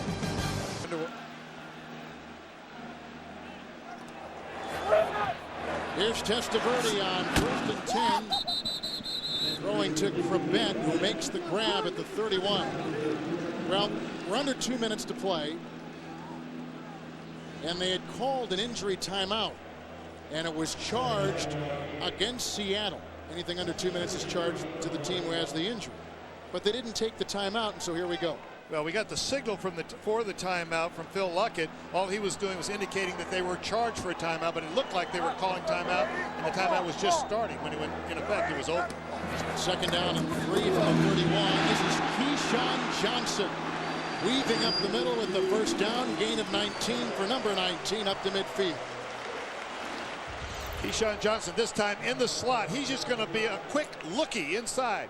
The quarterback has the option to throw it quick if he's there. If not, he goes through another progression. 1st and 10 throw. This one is caught at the 44-yard line by rarely used Alex Van Dyke. Just his second reception of the year. He was taken in the same draft with Johnson. He's the all-time NCAA receiving record holder. And the Jets take a timeout after that completion. This is a timeout. Charge to the Jets. NASDAQ Amex halftime. Jim Nance and the crew with all kinds of information, scores and highlights, plus a report from Denver on the Chiefs and Broncos game later today. 2nd down 4. Inside the Seahawks 44. The pass underneath caught by Dedrick Ward.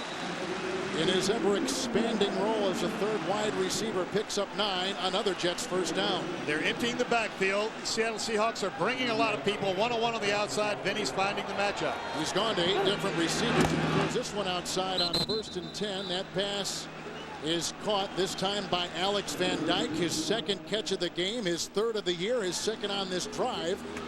And he picks up about 6, so we'll call it 2nd down and 4 from the 29-yard line. Closing in on 40 seconds. 2 timeouts remaining for the Jets. Leon Johnson, a mammoth hole, and he takes it down to the Seattle 20. He gets a first down. Vinny Testaverde immediately turns to the referee, calls timeout with 34 seconds left. Another little sign of a veteran football player at work. He didn't go chase the ball and try to find somebody to call time. He just turns calmly to the referee, who's standing right beside him, and calls timeout. Jets have 1 timeout remaining. John Hall ready to come in if they need him for a field goal. They're still thinking, though, maybe extra point here. Seattle making a couple of changes in their defensive line, giving a little rest. With Dan Saliamua out, it hurts their rotation. They like to have a lot of substituting in that defensive line because they got so many big guys, Cortez Kennedy and Sam Adams, and they need the rest. They need to take a blow. There's the East, where the Jets in Miami lead by a single game over both New England and Buffalo.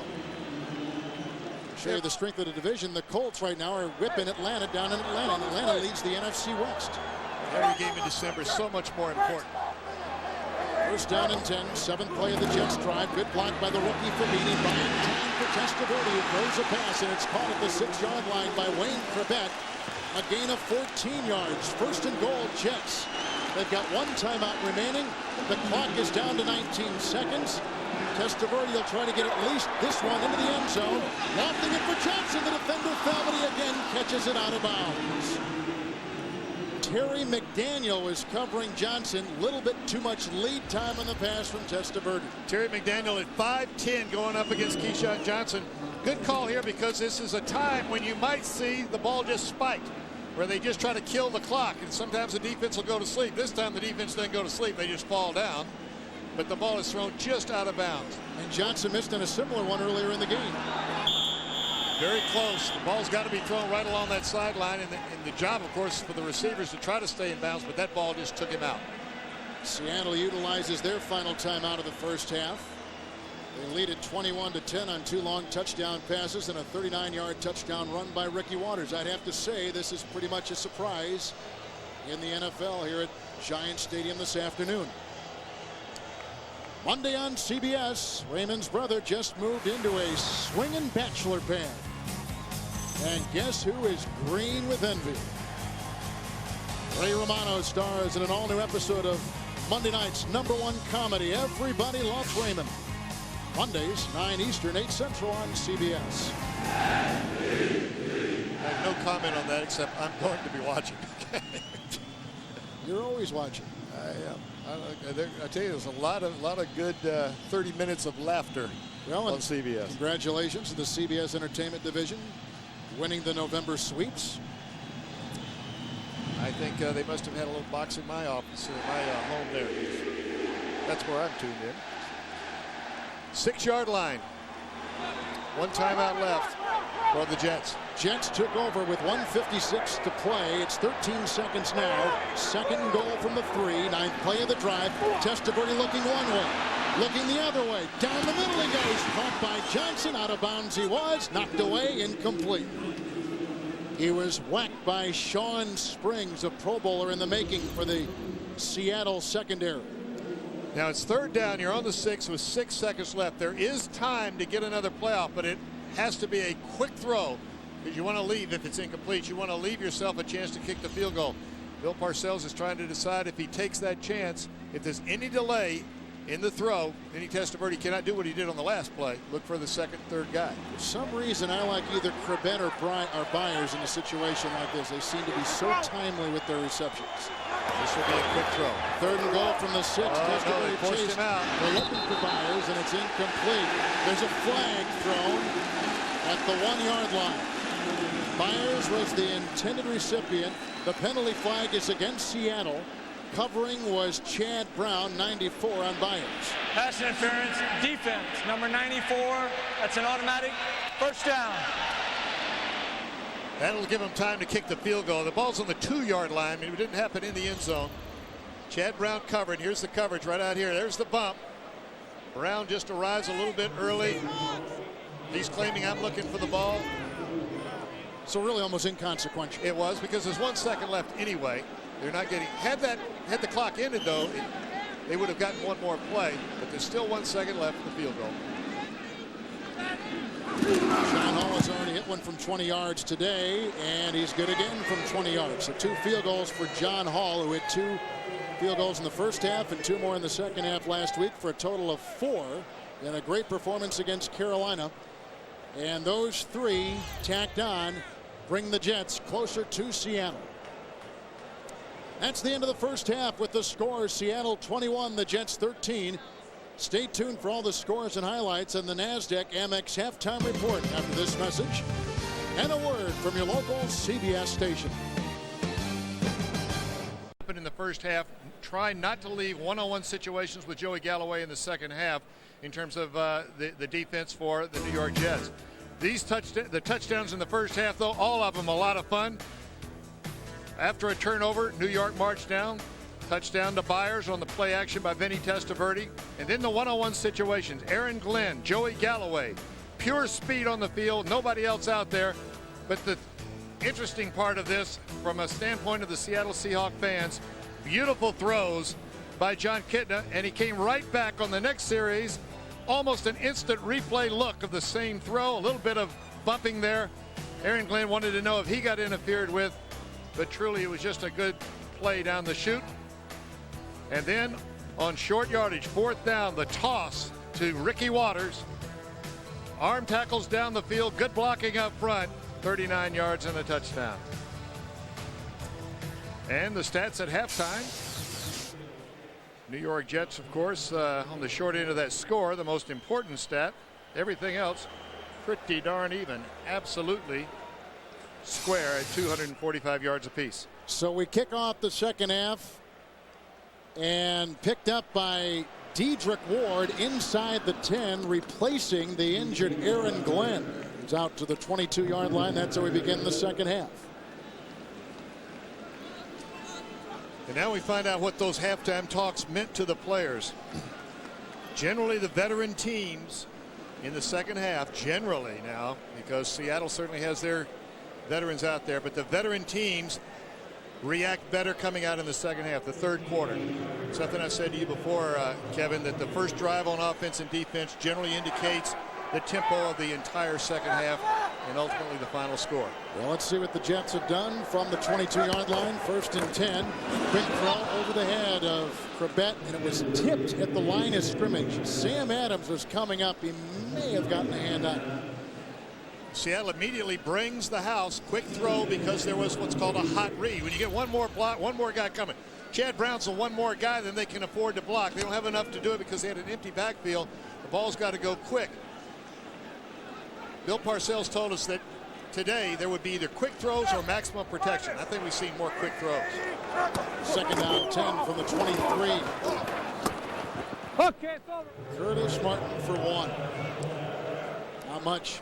Just haven't gotten a lot. The defensive front four for Seattle has done a terrific job of holding the running game to a minimum. 10 running attempts, only 25 yards.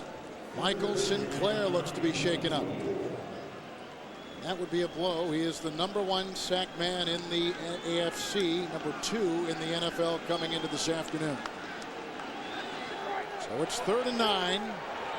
The Jets trailing 21-13 from the 24. They bring the blitz, picked up well. Testaverde moves up in the pocket, has to get to the 33. And backpedaling his way, and he'll be close to a 1st down with the extra effort, tackled by Fred Thomas. Well, that time Seattle with Michael Sinclair out, they brought Chad Brown. There he comes up the chute. They have a 3-man look, but they bring really 4 rushers. Get enough pressure to force Vinny out of the pocket. Now here's where the extra effort may get him the 1st down. See that back push, push, push? Maybe enough for the 1st down. Fred Thomas was on the other end, pushing the other way, of course. Vinny Testaverde. Chad Brown told us, been playing Vinny when Chad was at Pittsburgh, Vinny was at Cleveland and then Baltimore, that you just keep putting the pressure on him, hoping that he'll make a mistake. But Vinny's a different football player. He's got better tools around him, and it's showing up. He doesn't make those mistakes as much anymore. All quarterbacks are going to make some. Matt Labounty is in for Sinclair. Labounty, former 49er and Green Bay Packer. Left end. Daniels on the other side, and those 2 big tackles, Cortez Kennedy and Sam Adams. 1st down be for Testaverde. He throws a pass, intercepted on the play by Anthony Simmons. He gets by Mawai, and he's into the end zone for a touchdown. Even Testaverde couldn't stop him. A touchdown return of 36 yards. And I just said, Chad Brown told us we keep pressuring Vinny and make him make a mistake. And that time he did. It was an empty backfield. Nobody back there. You see there's nobody in the backfield but Vinny. He's got to throw the ball quick. The rush came from the right side. He threw back to the right. But Anthony Simmons, a rookie, playing in place of Darren Smith, who's got a hamstring, intercepts it. And this is the old Ole, as it'll be called in the film study. Doesn't want to take a chance. Actually, as a quarterback in that situation right there, don't run the risk of an injury. Extra point by Peterson is in. Seattle has come in and shocked the 1st place Jets. 28-13 Seattle. Points off 3 New York Jets turnovers today. And the 1st interception in the last 110 pass attempts for Vinny Testaverde. He hasn't been throwing the interception. Peterson's kickoff taken at the 11-yard line by Dedrick Ward. Finds a seam, gets a block from Holmberg, and he's up to the 35. Let's see how the interception happened. Empty backfield. You're going to see a blitz here, but here's Simmons. He's going to fall right in here, and it's the old zone blitz or fire zone that's so popular. Here's Simmons. You see him coming. He's going to lay in the middle. The ball is thrown. Vinny Testaverde thinks it's an all-out pure blitz, meaning man-to-man coverage. But Anthony Simmons falls right underneath into the zone. Anthony Simmons runs a 4.45 40-yard dash. That's wide receiver speed. It is. Now the Jets are in a pretty sizable hole, shy of the 35. And they blow this timeout, Seattle. 1st charge timeout. Seahawks take a timeout, much to the chagrin of Coach Dennis Erickson. Yet they lead it 28-13. Runs 15 passes. The last one ended up in an interception. On the other side of the ball, the Seattle Seahawks, 2nd most sacks in the NFL, but they have none today. Injured players Williams and Strongs may return, both with injuries right now. From the 35, 1st and 10 for Testaverde. After the Seattle timeout, he dumps it across the middle where it's caught by running back Curtis Martin. Brought down by rookie Anthony Simmons. Gain of 10. Right now, let's go back to our CBS studios in New York and Jim Nantz. All right, Kevin, thank you. Now, the Colts were up 21-7 before the Falcons tied it by halftime. Here early in the third, Manning picked off on his first attempt of the second half by Buchanan. It set up a Chandler touchdown pass, and Manning has just been intercepted again, and Atlanta's deep. Let's go back to you. On 1st and 10, Testaverde trying to lead Krebet down the side. Incomplete pass.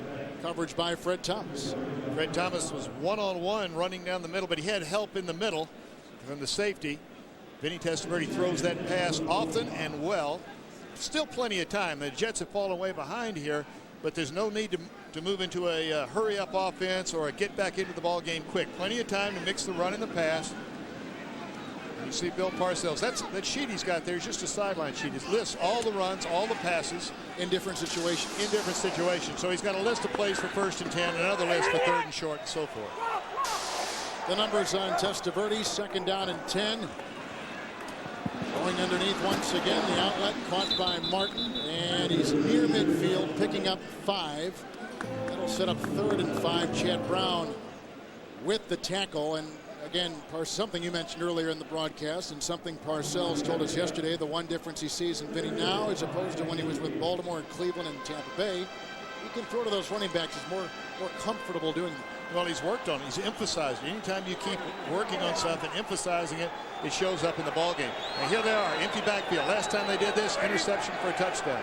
He's thrown it 10 times to running backs. 3rd down and 5. And again he goes, this time to wide receiver Keyshawn Johnson. He gets a 1st down to the 30-yard line, a gain of 20. He beat free safety Darrell Williams. This time Seattle only comes with 4. They've got the zone defense in the backfield. Vinny reads it correctly and throws it quick from the inside. Now ball's going to come right in here. See the zone, everybody running out. Now you got the safeties of the next people. Bellamy getting the first hit, I suppose. Johnson has converted 16 consecutive 3rd down receptions to 1st down this year. Big target, Keyshawn Johnson. Soule is in motion. Soule will get the pass, and it's low and incomplete and about the 29.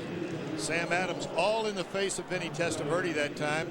And when he let the ball go, it was one of those dying throws. The ball didn't carry. I used to tell quarterbacks, when you throw the ball, throw it through the receiver. Don't throw it to the receiver. Because if it just gets there, it just arrives there, and he's running away, the ball will fall short. That time, the reason he threw it only to the receiver, short, Sam Adams all over Vinny Testaverde. 2nd down and 10 from the 30.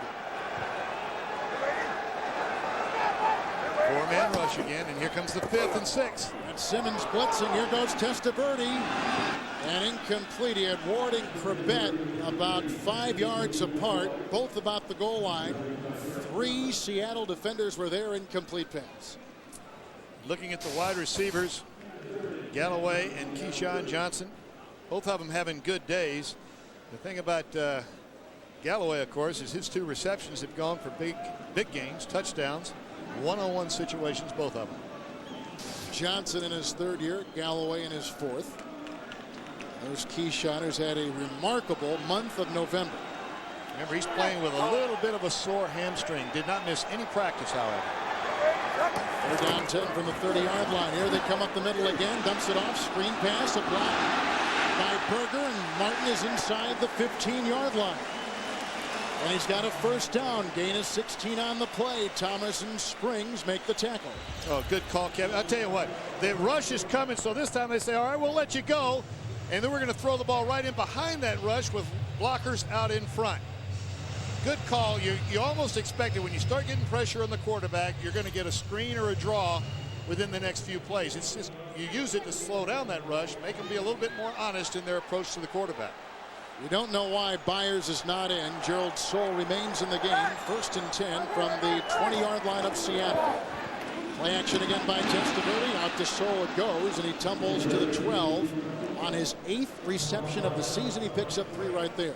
After the interception a moment ago for the touchdown by Anthony Simmons, the Seattle Seahawks in this drive have used the blitz only sparingly. They're staying back in the zone, kind of watching everything in front, anticipating the pass, of course. The Jets are throwing the ball a lot with Vinny. Soule becomes Testaverde's 9th different receiver today. And they use their receivers all over the field. They got all kinds of formations. Once again, nobody in the backfield. All the receivers, running backs, tight ends, and wide receivers split wide. 2nd down 8 from the 12. Outside it goes. Looking for Brady. Incomplete. We have Brown on his back. Thomas at the side. Incomplete pass. When you empty that backfield, you've only got 5 blockers. Those 5 offensive linemen. That's it. So if they bring 6, you've got to throw it quick to what's called a hot receiver. They're bringing 4. So you got 5 blockers blocking 4 rushers. That means there's 7 defenders out there covering 5 receivers. That's the mathematics of it. Numbers don't add up. No, well, the tough part is you got about 3 seconds to decide which one you're going to throw to and throw a strike. It's tough. That's why they paid that big money. 3rd down and 8. 10th play of the drive from the 12. Short drop, quick throw, caught by Ward. He sneaks his way down to the 2. Testaverde was whacked, a gain of 9. 1st and goal, the Jets. You know, the Jets are tough to defend because they do throw to so many people. You can't double up on any one guy. And the quarterback is doing a good job of finding the one-on-one matchups. You're not going to find people running wide open. That time it's Dedrick Ward with a one-on-one with a quick inside move. Short throw. Ball's not in the air very long. Still no Byers. Soul remains in the game. Lone back is Martin. 1st and goal from the 2. Now they tighten up their formation. Soul is on the move. The lead block for Martin. Nothing doing there. Great penetration by the Seattle Seahawks. Chad Brown came shooting through, and Cortez Kennedy backed him up. Chad Brown has been everywhere as well. This time Cortez Kennedy. Sinclair takes away the lead blockers, and then the penetration up the field. The difference in good defenses and poor defenses is when you get a chance, you get on the other side of the ball. You don't wait for the running back to come to you. Martin's only got 22 yards today. Well, you knew, and we knew, talking to him yesterday, that was the first thing. Stop Curtis Martin first. 2nd down. Goal to go from the 5. The pitch out goes to Martin. And he is... We have to wait till the official gets up. The official was knocked down. And he is not in. He is inside the 1, but he is not crossing the goal line. Curtis Martin reached out to try to cross the ball across the plane. Let's see if we can see it on the replay. Now here he is right at the line. If the ball crosses the plane, it's a touchdown. Or hits the pylon. Oh! That's in. That's a touchdown. And the crowd just saw the replay. They're groaning like I did. That one was a clear touchdown. Little toss. Now if the ball crosses, there it is. He's inside the pylon. Yeah, not only the ball, but his body was inside the end zone. The line judge was knocked out. That's Dale Oram. And he was knocked on his fanny about 5-10 yards off the sidelines. You saw there the soccer markings in the end zone. The reason is they had to replace the end zone turf before the ball game. Fred Baxter running in, 3rd and goal from the 1. The pitch out to Martin. Touchdown. Oh, he read that well. Boy, that was dangerous. They had a mix-up in their personnel. Late entry into the game, and they still got it off. Same kind of play, just a toss. Try to get outside the gap rush by the defense, and then turn it up. Now watch the turn right here. The penetration up the field, but he overruns it just one step too much. Phillip Daniels. Quick pitch. Good seal blocking inside. Jay Bellamy's the first one, but he's already in the end zone. Then they go for 2. Trying for 2. Soul again shuffling. Fake handoff. Play action to the end zone. And he dropped it. Fred Baxter drops it in the end zone on the 2-point try. He's only caught 2 passes all season, although he is the longest tenured tight end or wide receiver with the Jets. So they miss on 2, but they do get the Martin touchdown run and close the gap on the Seahawks. But he's got all the wrapping and ice around that left wrist, left forearm, and that's why he wasn't in there. That's why Gerald Soul was in the game. So After the touchdown run by Martin in the failed 2-point try, here's the kick, and Amon Green, a talented speedster out of Nebraska, and a rookie, takes it up to the 23-yard line. And tackled on the play by Chris Hayes. The Seahawks on top of the Jets. There's that defense for Seattle was out there a long time. 26 consecutive plays. The Seattle defense on the field, and they're a little bit short in the defensive line. It's going to start wearing on them. 26 plays going back to the end of the first half, and a quick first down pass from Kitna to Mike Pritchard is caught, tumbling down at the 33, picking up 9. Yeah, the Jets had that last drive at the end of the first half, and then of course the interception, and then this last drive. The Seattle Seahawks come right back, and a quick pass to Mike Pritchard. John Kitna has answered the call. Every time the Jets have scored, he's come back with a nice steady effort. Hand off to Ricky Waters. Close to a first down, up near the 34. Going to be short though. Pepper Johnson makes the tackle. Bring up a third down and short on that last drive for the New York Jets. On the other side, they were very efficient on third down. They converted on 3rd and 5, 3rd and 10, 3rd and 7, 3rd and 1 before they scored.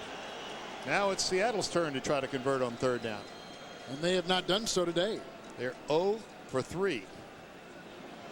Missed on 3rd and 1, 3rd and 3, and another 3rd down and 1.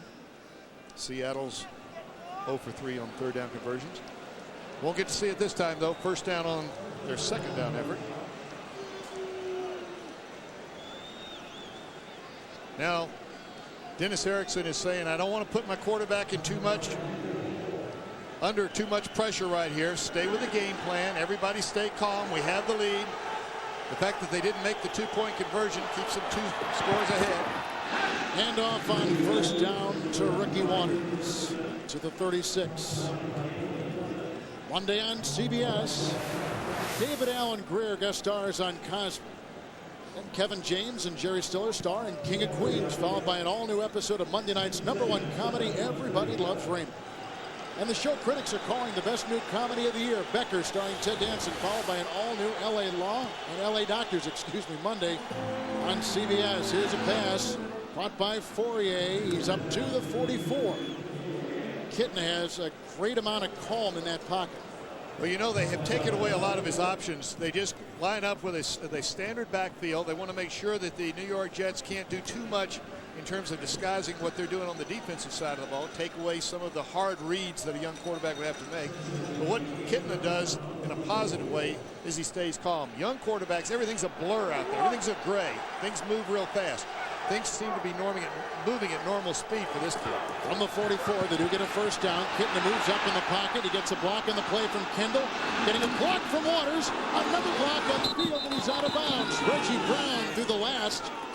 It was up near the 35, and he gains 20. The scrambling mobile quarterback, John Kitna.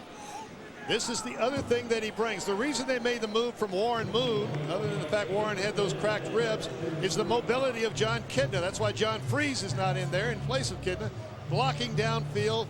You know, when you've got a quarterback that moves, you're going to get the blocks downfield. Now look at the quarterbacks for the Seattle Seahawks. Look at all of these schools. They go everywhere. Milton, who doesn't even have football anymore, and of course, Dartmouth. Mr. Kidd. End around Galloway. Here goes Kitna throwing a block. Cox can't get it. He's blocked by Fourier. And down goes Galloway at about the 38, 39-yard line, losing 3. Jason Ferguson finally made the tackle. You know, it's difficult to run a reverse unless your defense is flowing this way. But when you've got people coming up the field this way, as the New York Jets staying home on the backside, and a guy like Brian Cox, who's fast, even though he doesn't make that play, he forced Joey Galloway back into where the other tacklers were coming. 2 long touchdown receptions today by Galloway. Second down and 13. There's the blitz. There's the blitz from Cascadden. Picked up nicely. Outside the pass goes, and it's caught by wide receiver Mike Pritchard. He grabs another one. This one good for 9. And Kitna unfazed by the blitz. Quick throws. You have to throw them quick when people are coming hard. Now, they brought more people from John Kitna's left side than he could block, so he had no chance to pick up the blitz. He just had to get rid of the ball, which he did. you don't get there in a hurry, it's an offensive advantage when they blitz. Approaching 4 minutes to play in the third. Third down and 4. And the Jets 29. Outside kick now again throws right on the money to Pritchard. Another first down to the Jets 24-yard line. Tackle made by Otis Smith. And they're working one-on-one on the outside. Otis Smith's a guy that gets a lot of those one-on-one attacks. But anytime you're bringing the extra rusher upfield, you don't have anybody to lay underneath the throw, so it leaves one-on-one. Pritchard has caught everything thrown his way today. 7 passes, 7 receptions. Joey Galloway's done the same thing for the big yardage. Pritchard had a lot of great third down catches last week in the Dome against Tennessee. 1st and 10. Ricky Waters. Chased by Pepper Johnson, brought down from behind after a gain of 2. Pepper Johnson making some waves in the press earlier this week. Did not like being platooned. He plays the 1st and 3rd quarter. Then Dwayne Gordon comes in and plays the 2nd and 4th quarter. Well, anytime you get a competitor and a guy that's been in the league a while and he's in the stretch run of a playoff or pushing for the playoffs, they want to be on the field every snap. They want to be leaders on the field.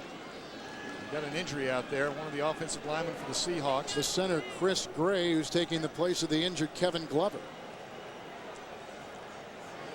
Gray is down. They're going to take a long look at this and see if he can recover. Take the timeout. Bill Belichick, defensive coordinator and assistant head coach for the New York Jets. So an injury timeout for Seattle, leading 28-19.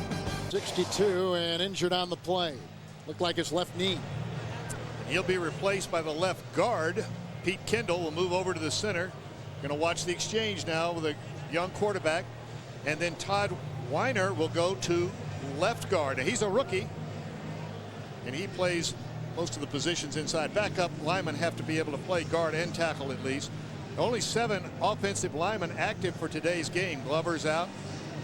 That means that most of the time you go into a ballgame, you have 8 active offensive linemen unless you need somebody else at another position. And with all the injuries at the linebacker position, the Seattle Seahawks had to go a little bit heavier on the other side of the ball. This line knows change. They've had major reshuffling in the offensive line for 10 consecutive years. 2nd down 8 after the Seattle injury timeout. 10th play of the drive. Important exchange right here. On the 22, good snap. Kitna pulls away, gets a block from Waters and throws incomplete. That's the first time today any pass by Kitna has hit the ground. There is a flag down at the 19-yard line. Against Seattle. Offensive pass interference.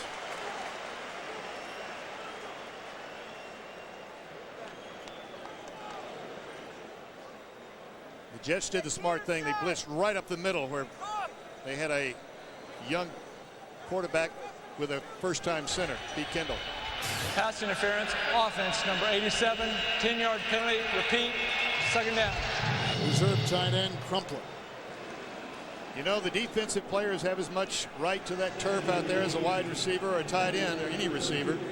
And once they plant, once they establish themselves, you can't push away if you're an offensive receiver. Pushing him back to the 32, 2nd down and 18. Here comes Casket. Kitna gets away and then throws over the head of his open running back, Ricky Waters. Bill Parcells with Bill Belichick. 105-65. Look at this. Without him, does not have a winning record. Your staff is crucial. If you're a head coach, you've got to have good people around you. They can handle meetings, they can handle practices, they can handle situations when you're not there or you're at the other end of the field on the practice Wednesday and Thursday when you're putting that game plan in. Belichick was actually announced as the head coach of the Jets before Parcells was able to extract himself from the situation up in New England. 3rd down, 18. Here's Kitna throwing a bullet to the near side, incomplete. Looking for veteran Brian Blaze. And the Jets decided after the injury to Chris Gray that they were going to bring the house. They did on the last 3 plays. They blitzed heavily, different areas, leaving one-on-one. Got just enough pressure. That time Kitna threw the ball falling away. First time I've seen him kind of fall away when he's delivering the pass. To Todd Peterson, who kicked the game-winning kick last week. They'll try a 50-yarder.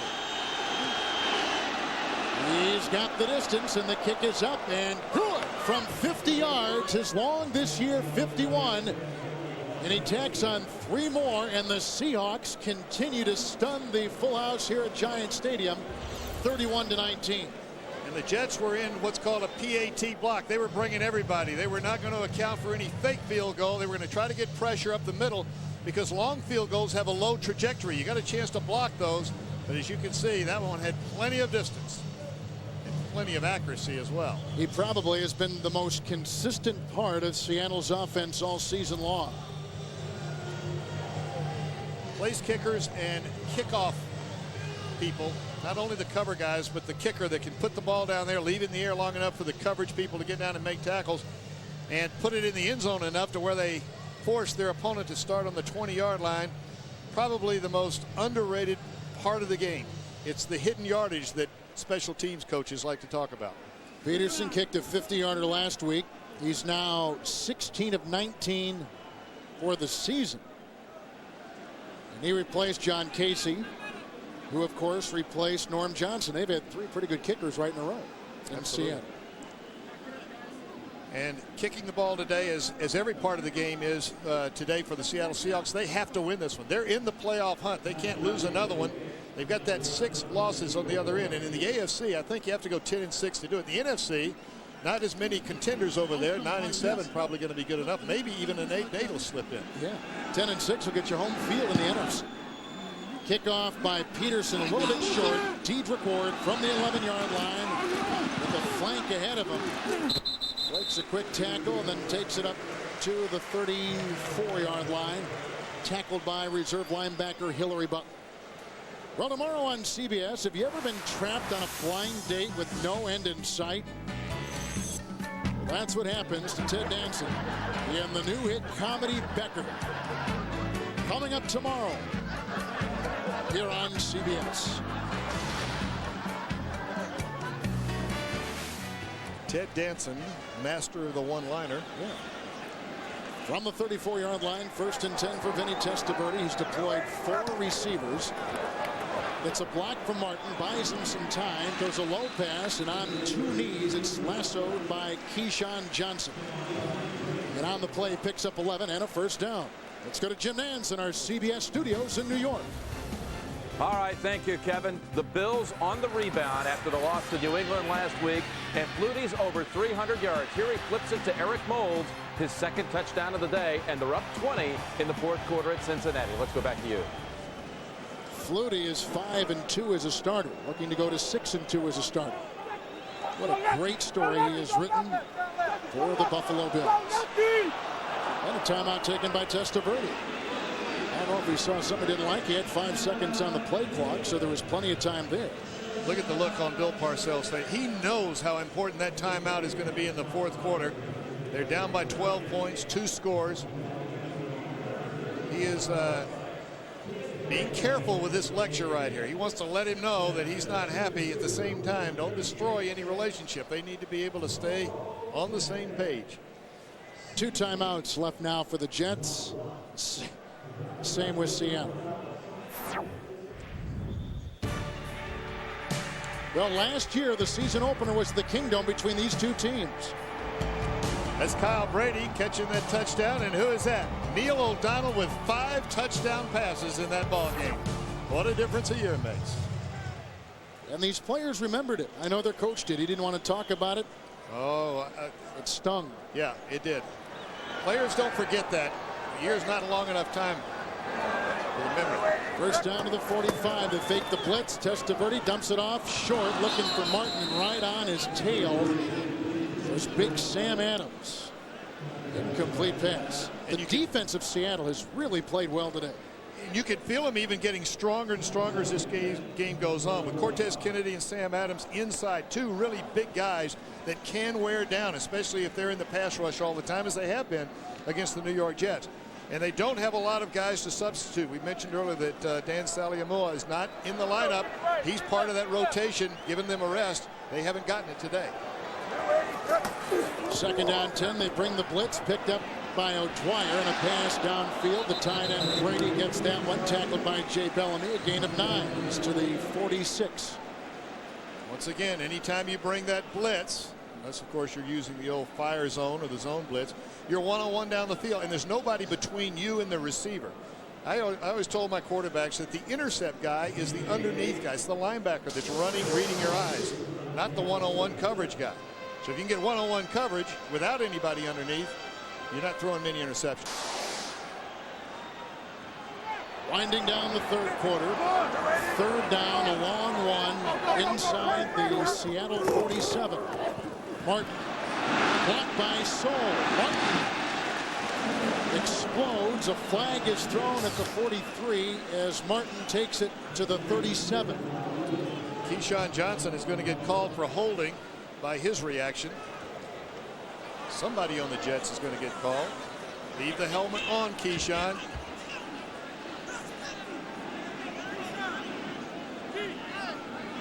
Obviously, he thought he threw a good block. He usually does. He's a hard worker. He's a tough wide receiver. Holding, offense number 33, 10-yard penalty. It remains 3rd down. Byers is out with a bruised arm, so Gerald Soul has had to take his place. Byers will not return. Soul was called for the holding. He was represented well there by Keyshawn Johnson, but yes, Keyshawn was not the culprit. That's a pretty good advocate to have, a guy that's going to yell and scream for you. Yes. I think, though, I'm just going to guess here, Keyshawn thought it was being called against him. You see Keith Byers there with that wrap. That's all ice. That's not swelling. If it is, we got a problem. Or he's got a problem. 3rd and 11 from the 44. Blitz is on again. Pass. Brady catches shy of the 1st down. He's down to the 48. He had to get to the 45. A gain of 8 on the play. That was the same blitz that they intercepted earlier in the game. That time Anthony Simmons didn't come across. That's the end of the 3rd quarter with the score. Seattle 31, the first place Jets 19. We'll return to Giant Stadium after this message and a word from your local CBS station. Meadowlands with Sam Weich, Kevin Harlan, 31-19 Seattle. And a surprise, we begin the 4th quarter. 4th and 3 from the Seattle 48. Quick pass caught by Keyshawn Johnson. Darrell Williams got him from behind. He gets a 1st down, a gain of 19 on the play. His second 19-yard reception today. Keyshawn Johnson, he's just going to look. This is that looky pass. They've thrown it all day because Seattle is blitzing when the New York Jets empty that backfield. Empty means there's nobody back there but the quarterback. You got 5 wide receivers out wide, and the Seattle Seahawks are bringing quick pressure. That was a 4th down at midfield. Big gamble that time by the New York Jets. Pays off big. 1st and 10 from the Seahawk 30-yard line. Soul in motion. Play action by Testaverde. Wanted to go deep. Goes to the outlet. Soul. He goes to the 26. Once again, the East AFC standings.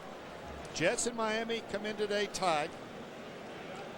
Buffalo and New England. And then in the West, Denver, of course, still looking for that perfect year. Seattle 6-6, still in the playoff hunt, very much so.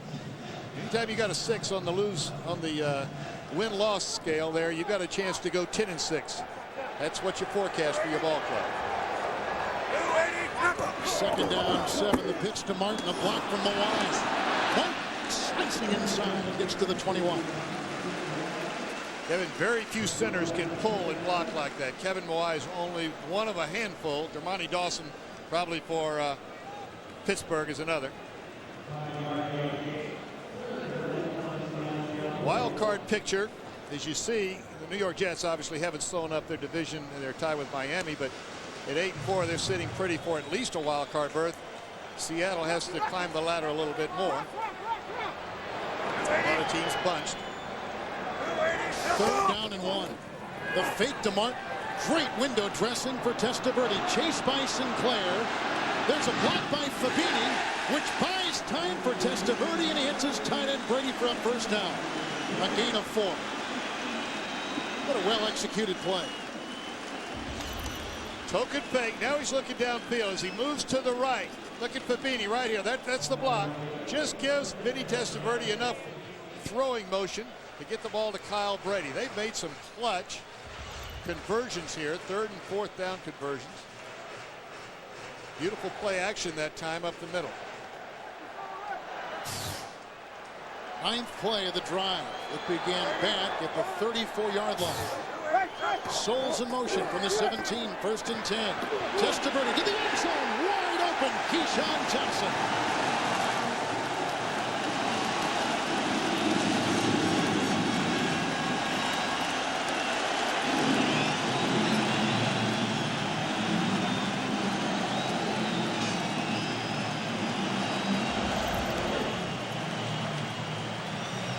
Quick fake. Darrell Williams is the guy that makes the mistake. It's what's called a cover 2. 2 safeties in the middle. You see Darrell Williams right here. He's got the deep middle. He pulls up short. Keyshawn Johnson goes in behind him for the touch. John Hall, the extra point on that drive. There was a clutch 3rd down pass to Brady and a 19-yard reception by Johnson before he gets this touchdown pass of 16 yards. The Jets are back in business. I'll tell you what, both teams refusing to give in. And good play on both sides of the ball. We haven't seen mistakes made very much. It's been just good, solid play, one-on-one matchups. One side winning, one side losing each other. Hall's kickoff taken at the 2. And Amon Green is up to the 24. We'll see John Kitna again. Monday on CBS. A doctor is teaching medical students to be the best, but when it costs a patient his life. Ken Olin stars in an all-new episode of LA Doctors. Mondays at 10 Eastern, 9 Central on CBS. Todd Weiner out of the game. Pete Kendall goes back to left guard. Chris Gray back at center. On the 24, 1st and 10 for Kitna. The pitch out to Waters. A block from Crumpler. Waters can't turn the corner. Gets 2 at the most. Tackle made by Anthony Pleasant. And here's where everything turns up, including the crowd. This is when they become important. Quick toss to the outside, trying to seal off the inside. But really, the guy that turned that back in was Otis Smith. He came up quick from his corner position to force the runner back inside.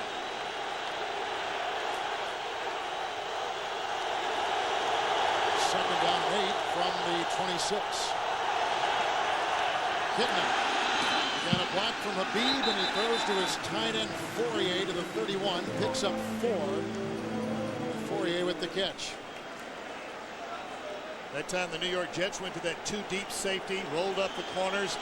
Kitna read it beautifully and went to his tight end.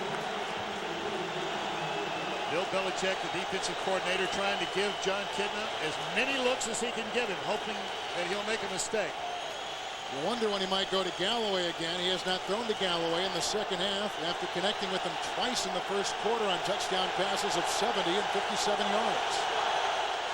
It's 3rd and 3. Kitna again with time, throws a pass. He goes to Galloway there, and it's incomplete. The pass is broken up by Marcus Coleman, a reserve cornerback. Just a slant inside. Now watch it. He's going to come inside. His hand is legal. His backhand, as you can see, flying away from Joey Galloway. He didn't have his hand on it. Officials in good position to see a good, clean knock away by Coleman. Jeff Fiegels with a rare punt, just his 2nd of the afternoon. Leon Johnson retrieves it at the 23. And he's up to about the 29. 45-yard punt, 5-yard return. The intensity has been turned up on both sides of the ball. The Jets get it back now, down by 5.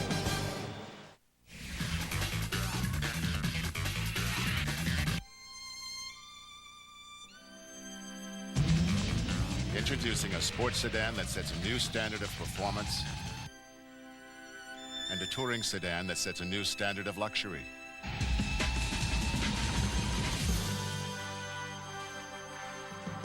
Here they are. Introducing the new TL with the satellite-linked navigation system from Acura. We have a cinnamon macadamia encrusted sea bass and a warm banana chutney. Looking for something really delicious? Pepper-painted chicken neck with the mango habanero mojo and sauce romanesco. Sauce what?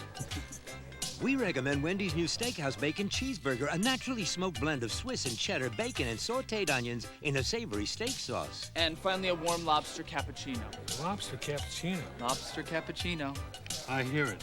I just don't believe it. Wendy's new Steakhouse Bacon Cheeseburger. Dig in. We're on a bus with no brakes. Ping on a one-way tripping, no yielding, non-stop. It sweat drops like get gasoline dripping. Oh my goodness. We're on a bus with no brakes.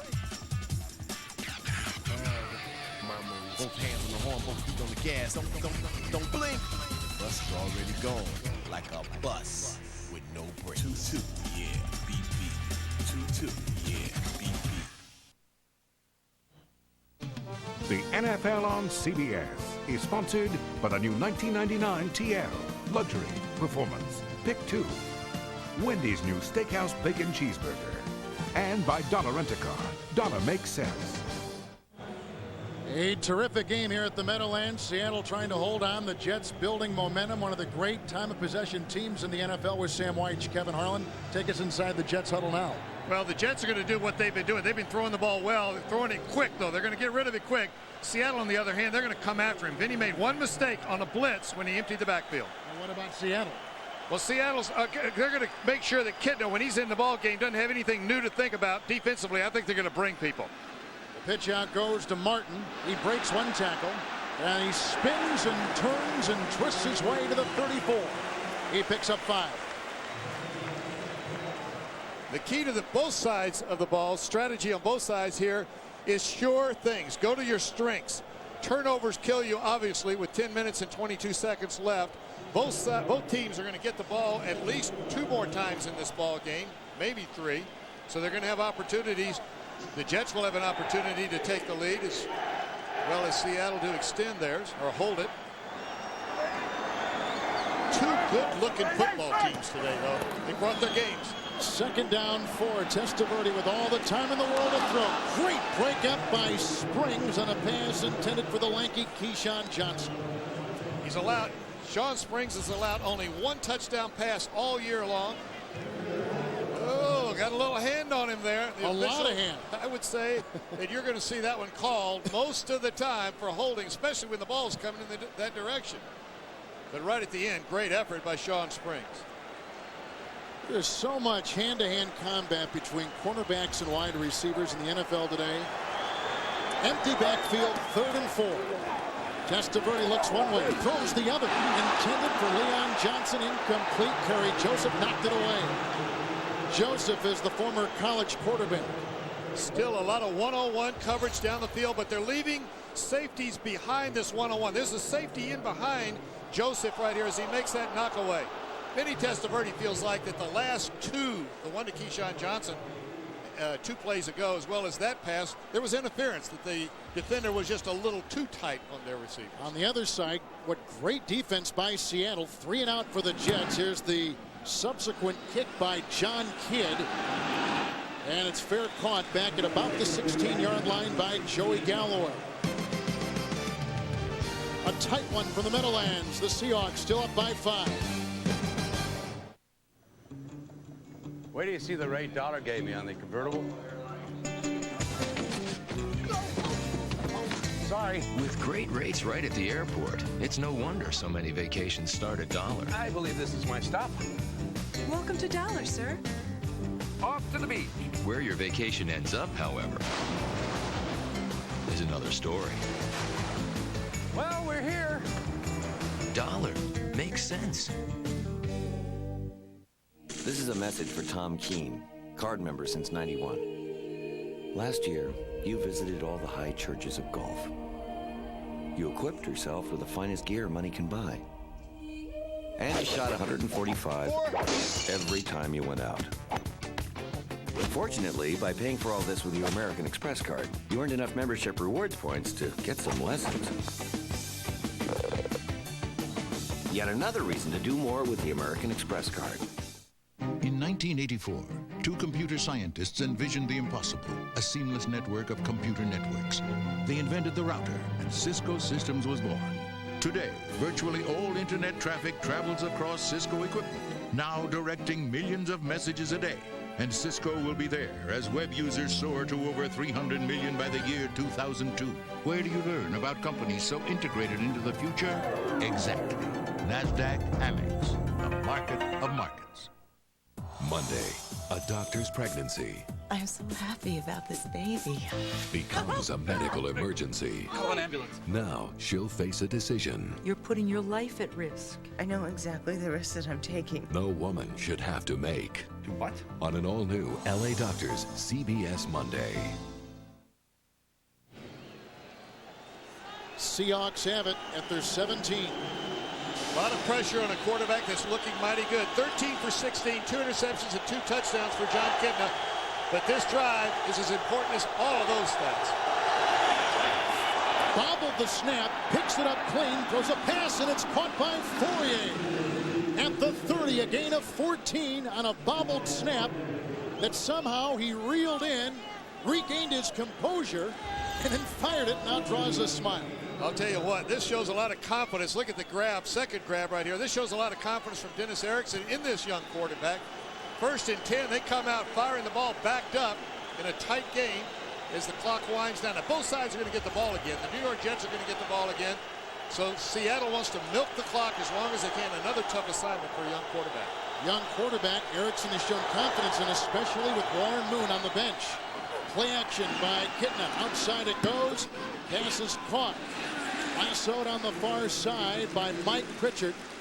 It's a gain of 3. Tackle made by Otis Smith. What Seattle is doing right now to the New York Jets, the Jets were playing for the run. They thought that the Seattle would try to grind it out, eat up the clock. 2 passes in a row. Now the Jets have got to start to play pass runs. 2nd down and about 7 to go. This should open up the run. I'm expecting Ricky Waters to get this one. It's his time of the game, isn't it? It is his time. He's calling for it. I'll guarantee you that. Max Strong is out. He's injured, and they got Reggie Brown in there. Waters in the backfield. Sprinting out of the pocket is Kitna. He's being chased. He gets away, and he runs out of bounds. He was chased in the play by Bobby Hamilton. Run out of bounds by Ray Mickens, and he gains 4. Now, in about 2 years, he'll be making that move, and he'll slide inbounds, keeping the clock going. Actually didn't get a real good spot on that one. Looked like he got another half a yard, but he didn't get the spot for it. Chat live with Dolphins quarterback Dan Marino this Tuesday night at 9 o'clock Eastern Time in America Online at keyword Team NFL and on the web at NFL.com. 3rd and 3. Now you find out what kind of quarterback. This could be Ricky Waters' time. They're only 1 of 6 on 3rd downs. Blitzes on. Great block by Waters. Kitna down. Cascadden with the sack on Kitna. Chad Cascadden was initially blocked by Waters, then got back up on his horse and rode it right in. Here he comes. Now look, he is down right there. Gets back up, makes the sack. Kitna actually lucky to hold on to that football because it was away from his body and is only being held by 1. There's the block. It's Ricky Waters on Cascadden. And then Cascadden tries to make the fumble. Whoa, almost a block punt. So after the first sack of the game by either team, the punt sent to the 15. Leon Johnson, a block from Cascadden. And the spinning Johnson up to the 39. 55-yard punt, 23-yard return. Fred Thomas with the tackle. The emotion of Ricky Waters. What a game in the Meadowlands. Okay, people, can we get started? Your offer to give my clients their own reading lights would be acceptable if they could read.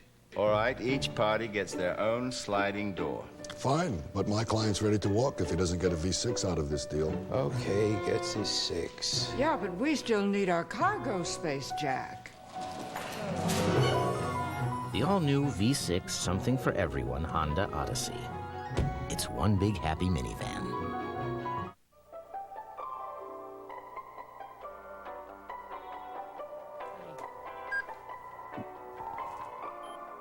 Ooh, that was fast. You wouldn't want to try this over there.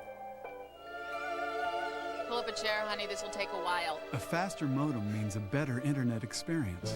Move it! Upgrade to a 56K modem from 3Com US Robotics. Get $50 worth of music CDs when you buy any eligible 56K modem.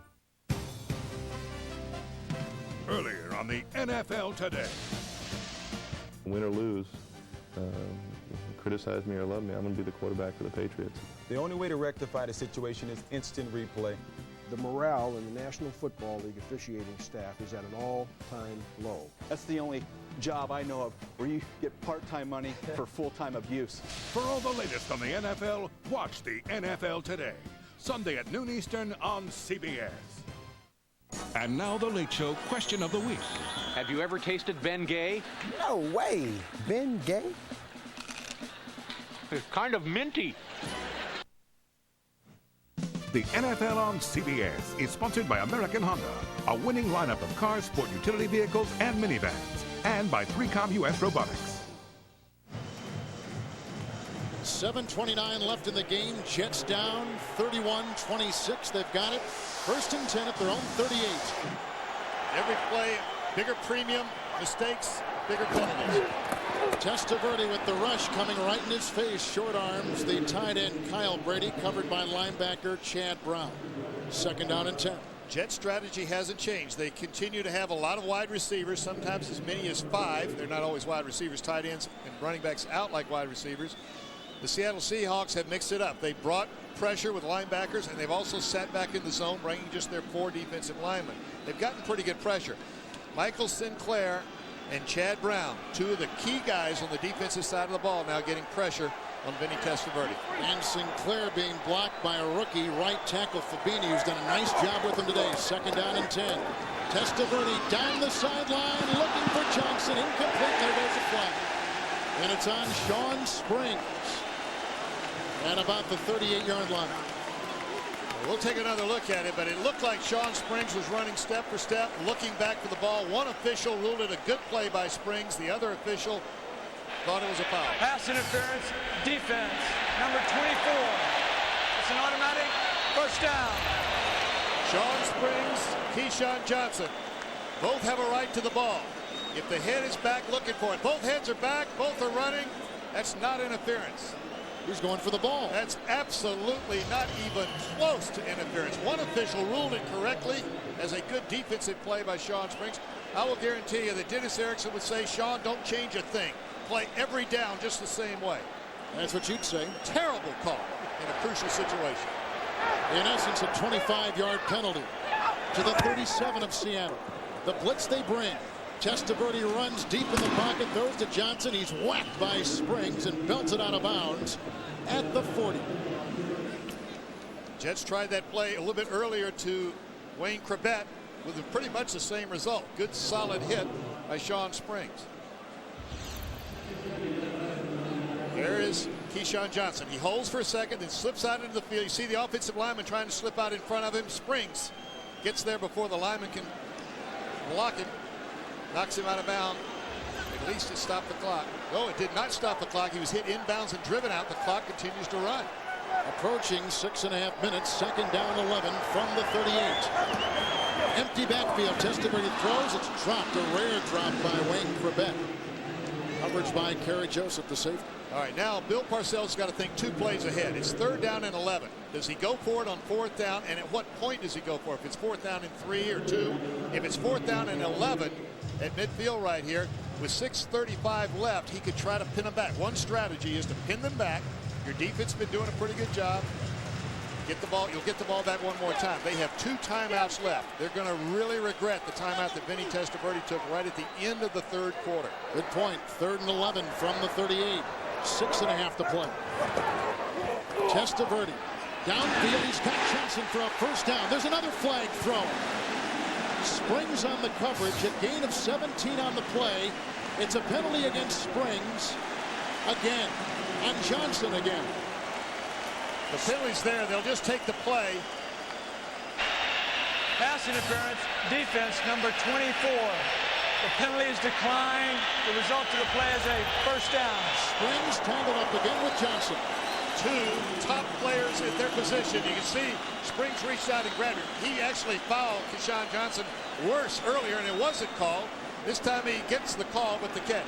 A lot of very good execution on both sides of the ball by these teams. From the 21, 1st and 10. Prevett in motion. A fake handoff. And then they give a delay to Martin, who runs outside, then is brought down around the ankles by Fred Thomas. The reason they ran the reverse right there is they're looking for quick flow. They're looking for the Seattle Seahawks to be over pursuing in an effort to make a play.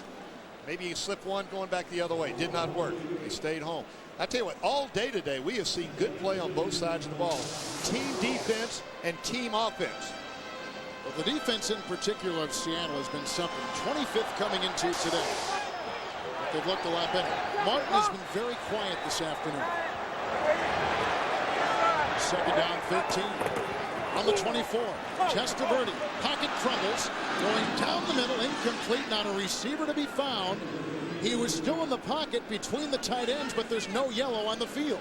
Well, the Seattle Seahawks are arguing who is he throwing the ball to. They do have a legitimate claim. The rule, of course, is if you're within the tackle, the tight end area right there, and he clearly is in that area and lets the ball go, and there is nobody in that part of the field wearing a green jersey. Dennis Erickson saying that's a horrible call. That was a bad call. That's two in this drive. Martin was upfield. Now the ball whistled about 15 feet over his head. Perhaps he was throwing it out. 3rd and 13 outside it goes for Dedrick Ward. The catch made at the 20, but well shy of the 1st down. He picks up 4. Well, they have to go for it now, I would think. But with 5:26, they may choose to kick the field goal. If they kick it, they would trail by only 2 points. It'd be 29. They make it 29-31. If their defense could hold them, using their timeouts, they would get the ball again. Bill Parcells says, no, let's do it now. What would you do? I'd go for it right now, too. I think that you've got the chances of not being able to stop Seattle. They've moved the ball. Kitten has shown no signs of being afraid of a tough situation. This brings the capacity crowd to their feet. 4th and 9. They've converted twice on previous 4th downs today. Across the middle, short. Big defensive play is made by Bellamy. And on downs, after the catch by Ward produces just a couple of yards, on downs, the Jets turn it back to Seattle with 4:55 to play in the game. You see what Bill Parcells is saying is that's all right. Now here's the quick throw back inside on the right side.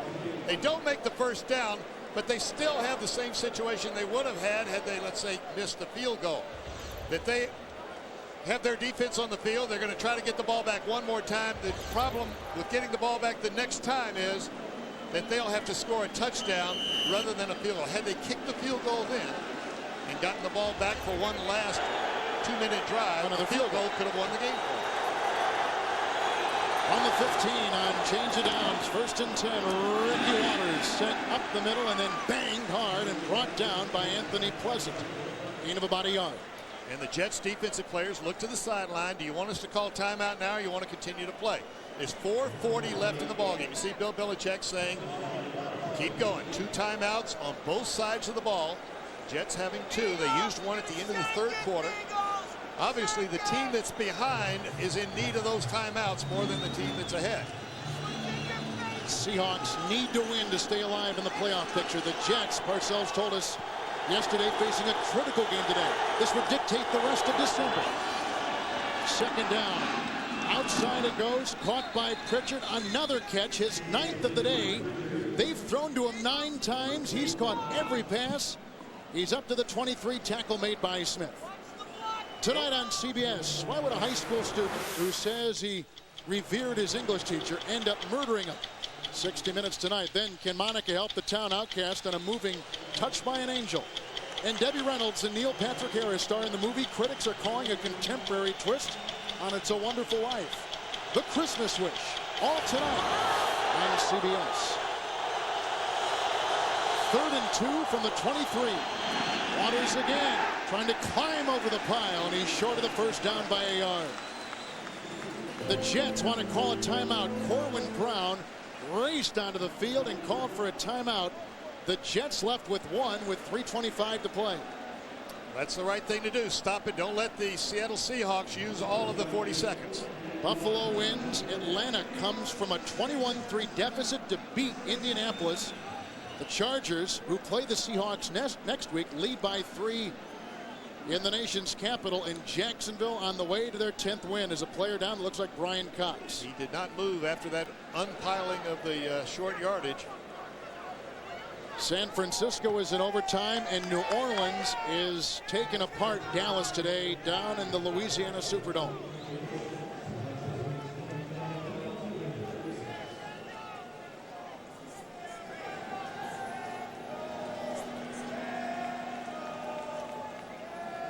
So they take a look at Brian Cox.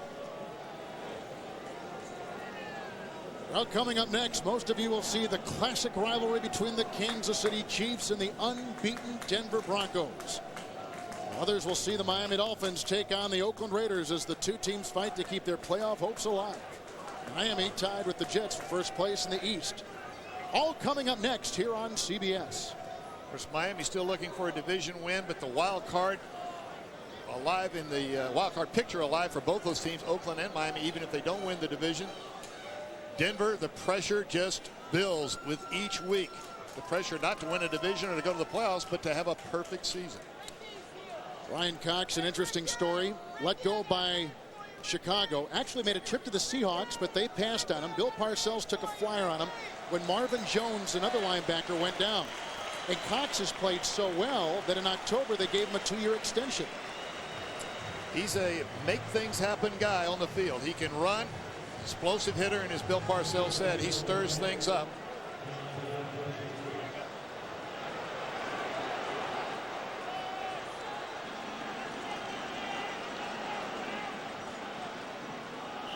Here's Sam White, Kevin Harlan, the Meadowlands, and East Rutherford. 3:25 to play in the game. Seattle leading first place New York 31-26. A punt by the Seahawks. Jeff Fiegels.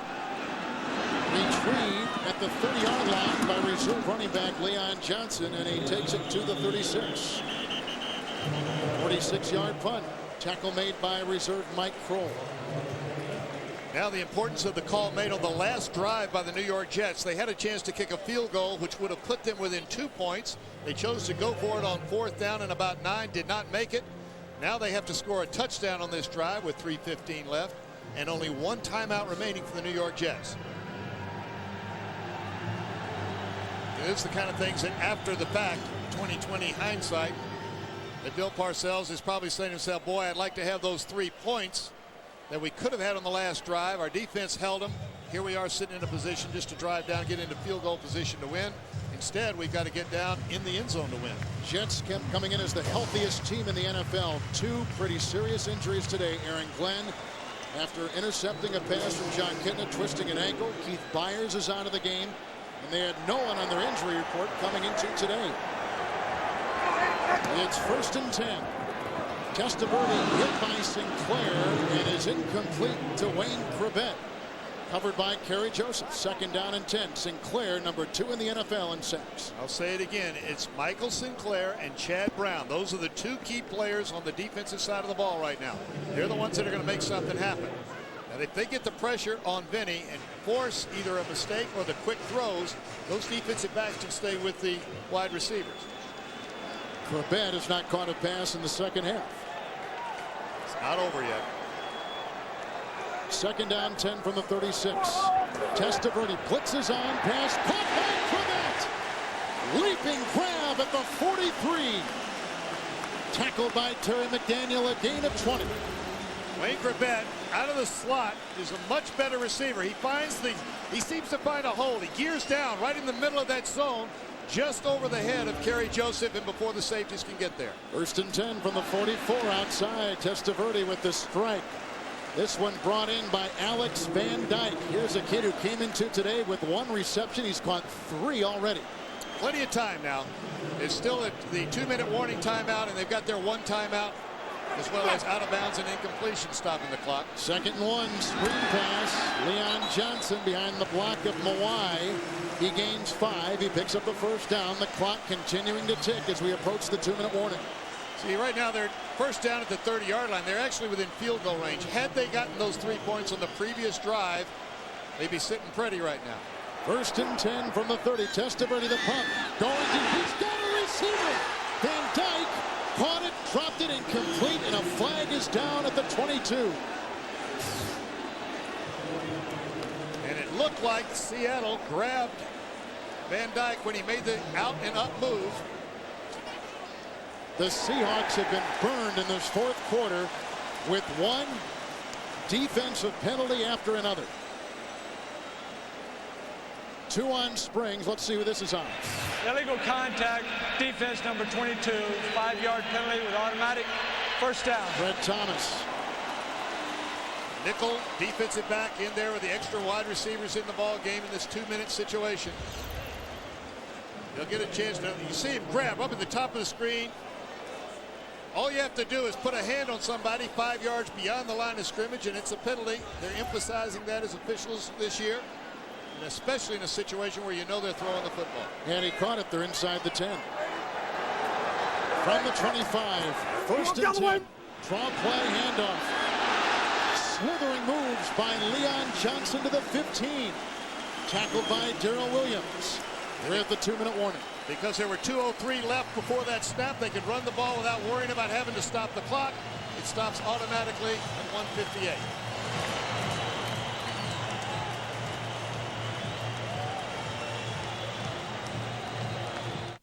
Here on business, sir? Yep, all business. With low rates from Dollar right at the airport, you may be tempted to add some leisure time to your next business trip. We're in for a grim year, my friends. Yes. Will you be making your 4 p.m. tea time? Me? There must be some mistake. Let me talk to him.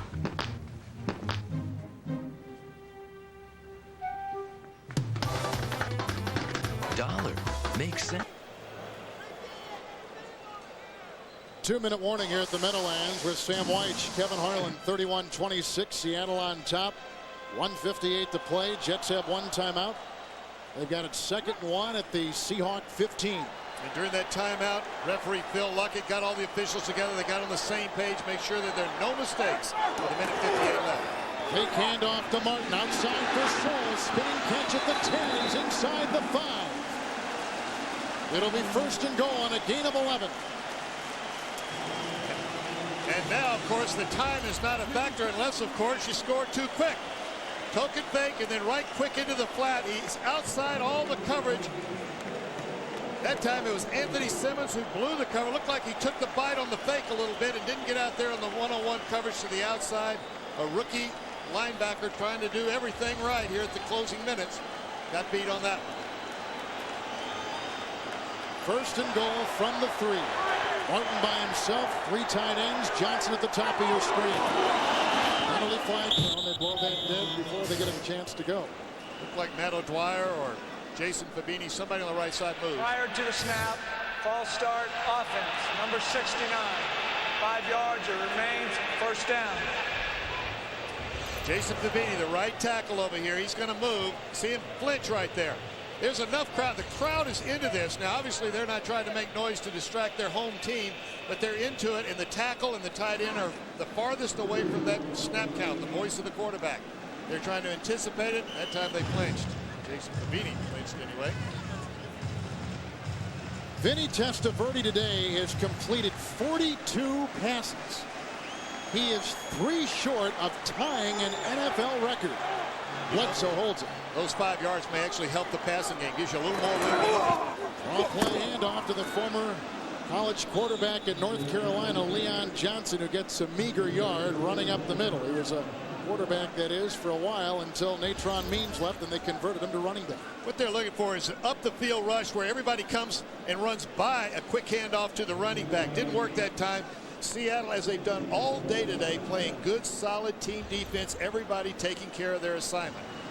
Dennis Erickson has to be proud of the way this team's played this afternoon.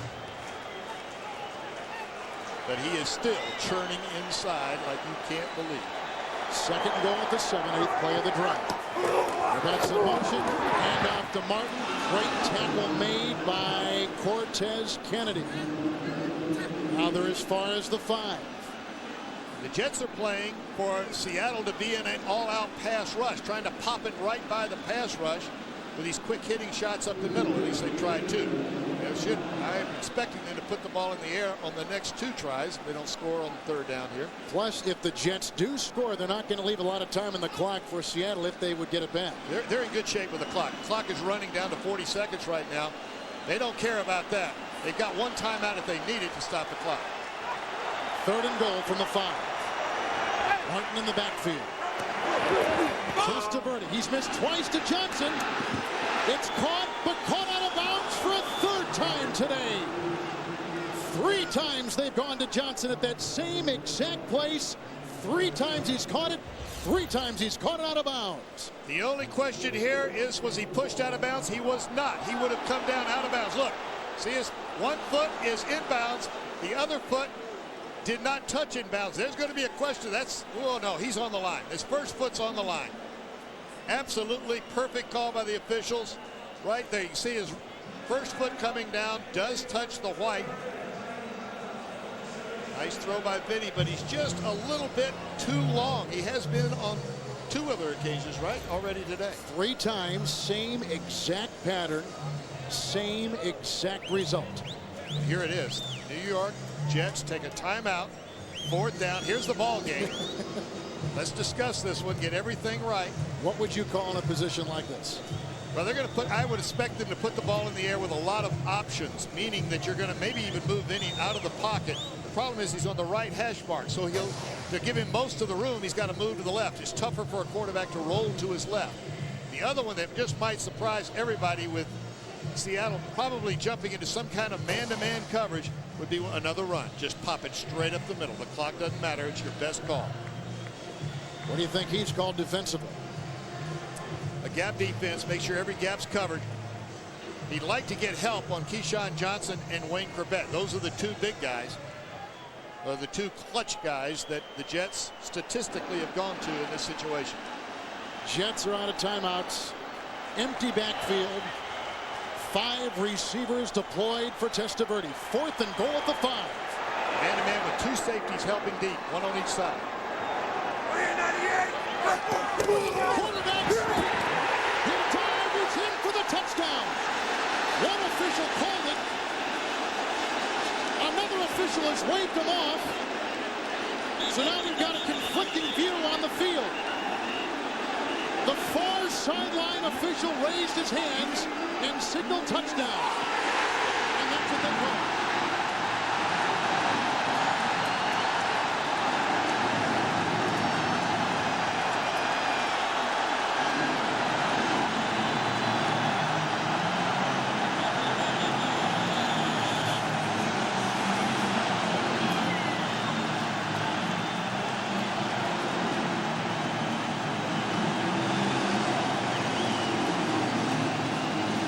Back out there because they want to go for 2. They don't have a timeout, so they're going to get a normal 25 seconds as soon as the ball's spotted. Sportsmanlike conduct. Seattle number 24 for throwing a helmet will be assessed on the kickoff. Sean Springs has been penalized the entire 2nd half.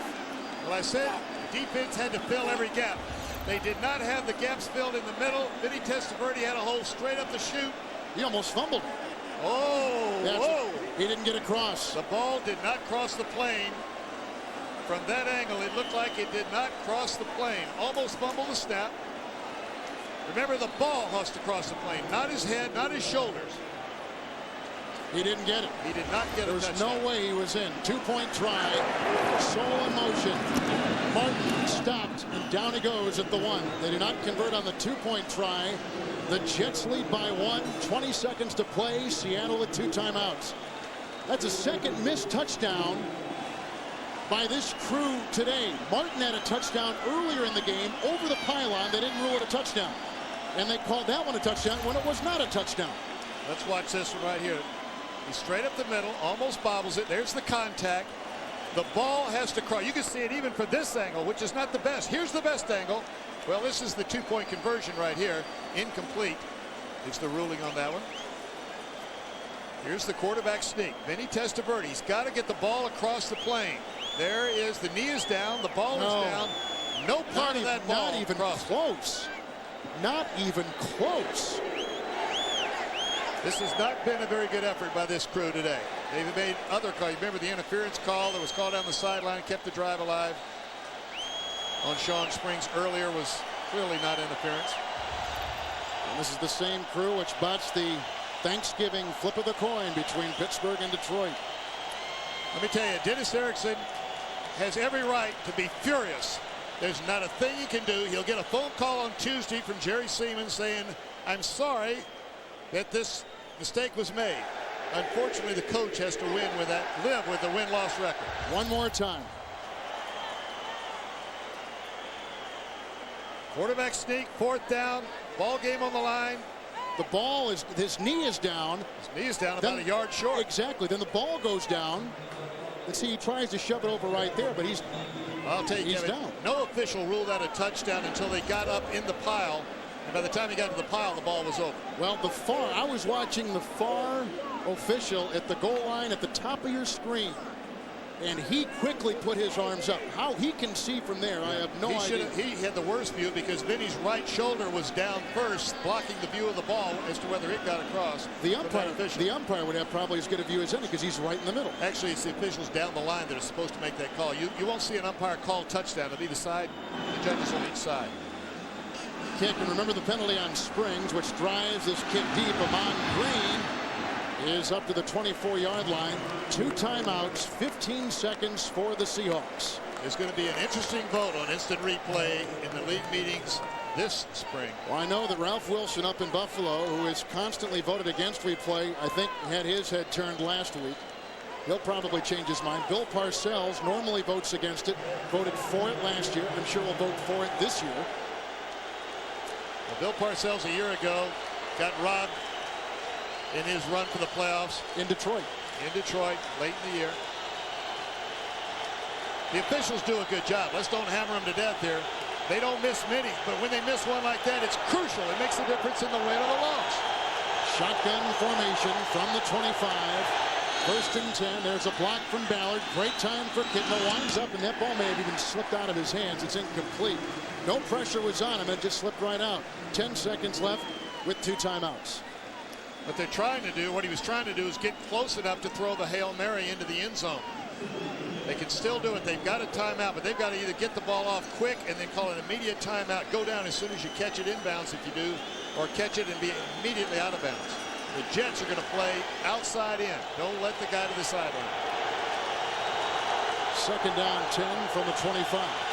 3-man rush. Good block by Jones. The pass by Kitna hangs up high, comes down, deflected and incomplete. 2 seconds left for Kitna on 3rd and 10. Still a chance. The ball bounced up. There was a chance had a Seattle Seahawk been running by the pile to maybe catch one. They'll go the same play again. This is just the old everybody down the field, throw the ball up and fight for it. Hope there are no interference calls. By the way, we should probably give credit to the Jets for a great call and Testaverde taking it up the middle. That was a wonderful decision. Terrific call. They saw that there was going to be the gap was there, and there was nobody behind. There was no linebacker behind that front line of defensive linemen. Kitna burns a timeout. Why not? You might as well do it. Well, most of you will see Kansas City and Denver next, or Miami and Oakland. Miami coming into today tied with the Jets for first place in the AFC Eastern Division. The Raiders very much in the playoff race in the West, and if they finish as strong as they've looked, will be in come January. Kansas City is out at 5-7, but of course the story of the year has been the Denver Broncos, the defending Super Bowl champions.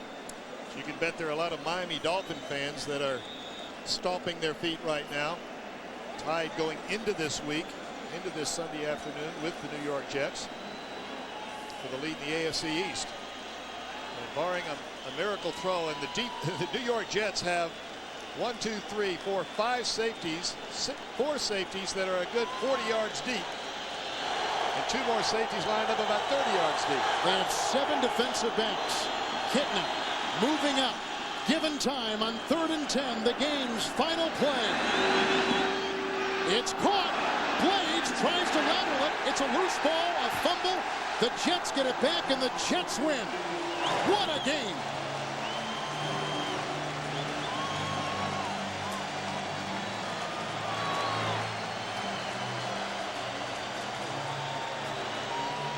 The game-winning touchdown. You called it at home. So now for Sam Weich, Kevin Harlan sings So Long from Giant Stadium with a final score. The first place Jets 32, Seattle 31.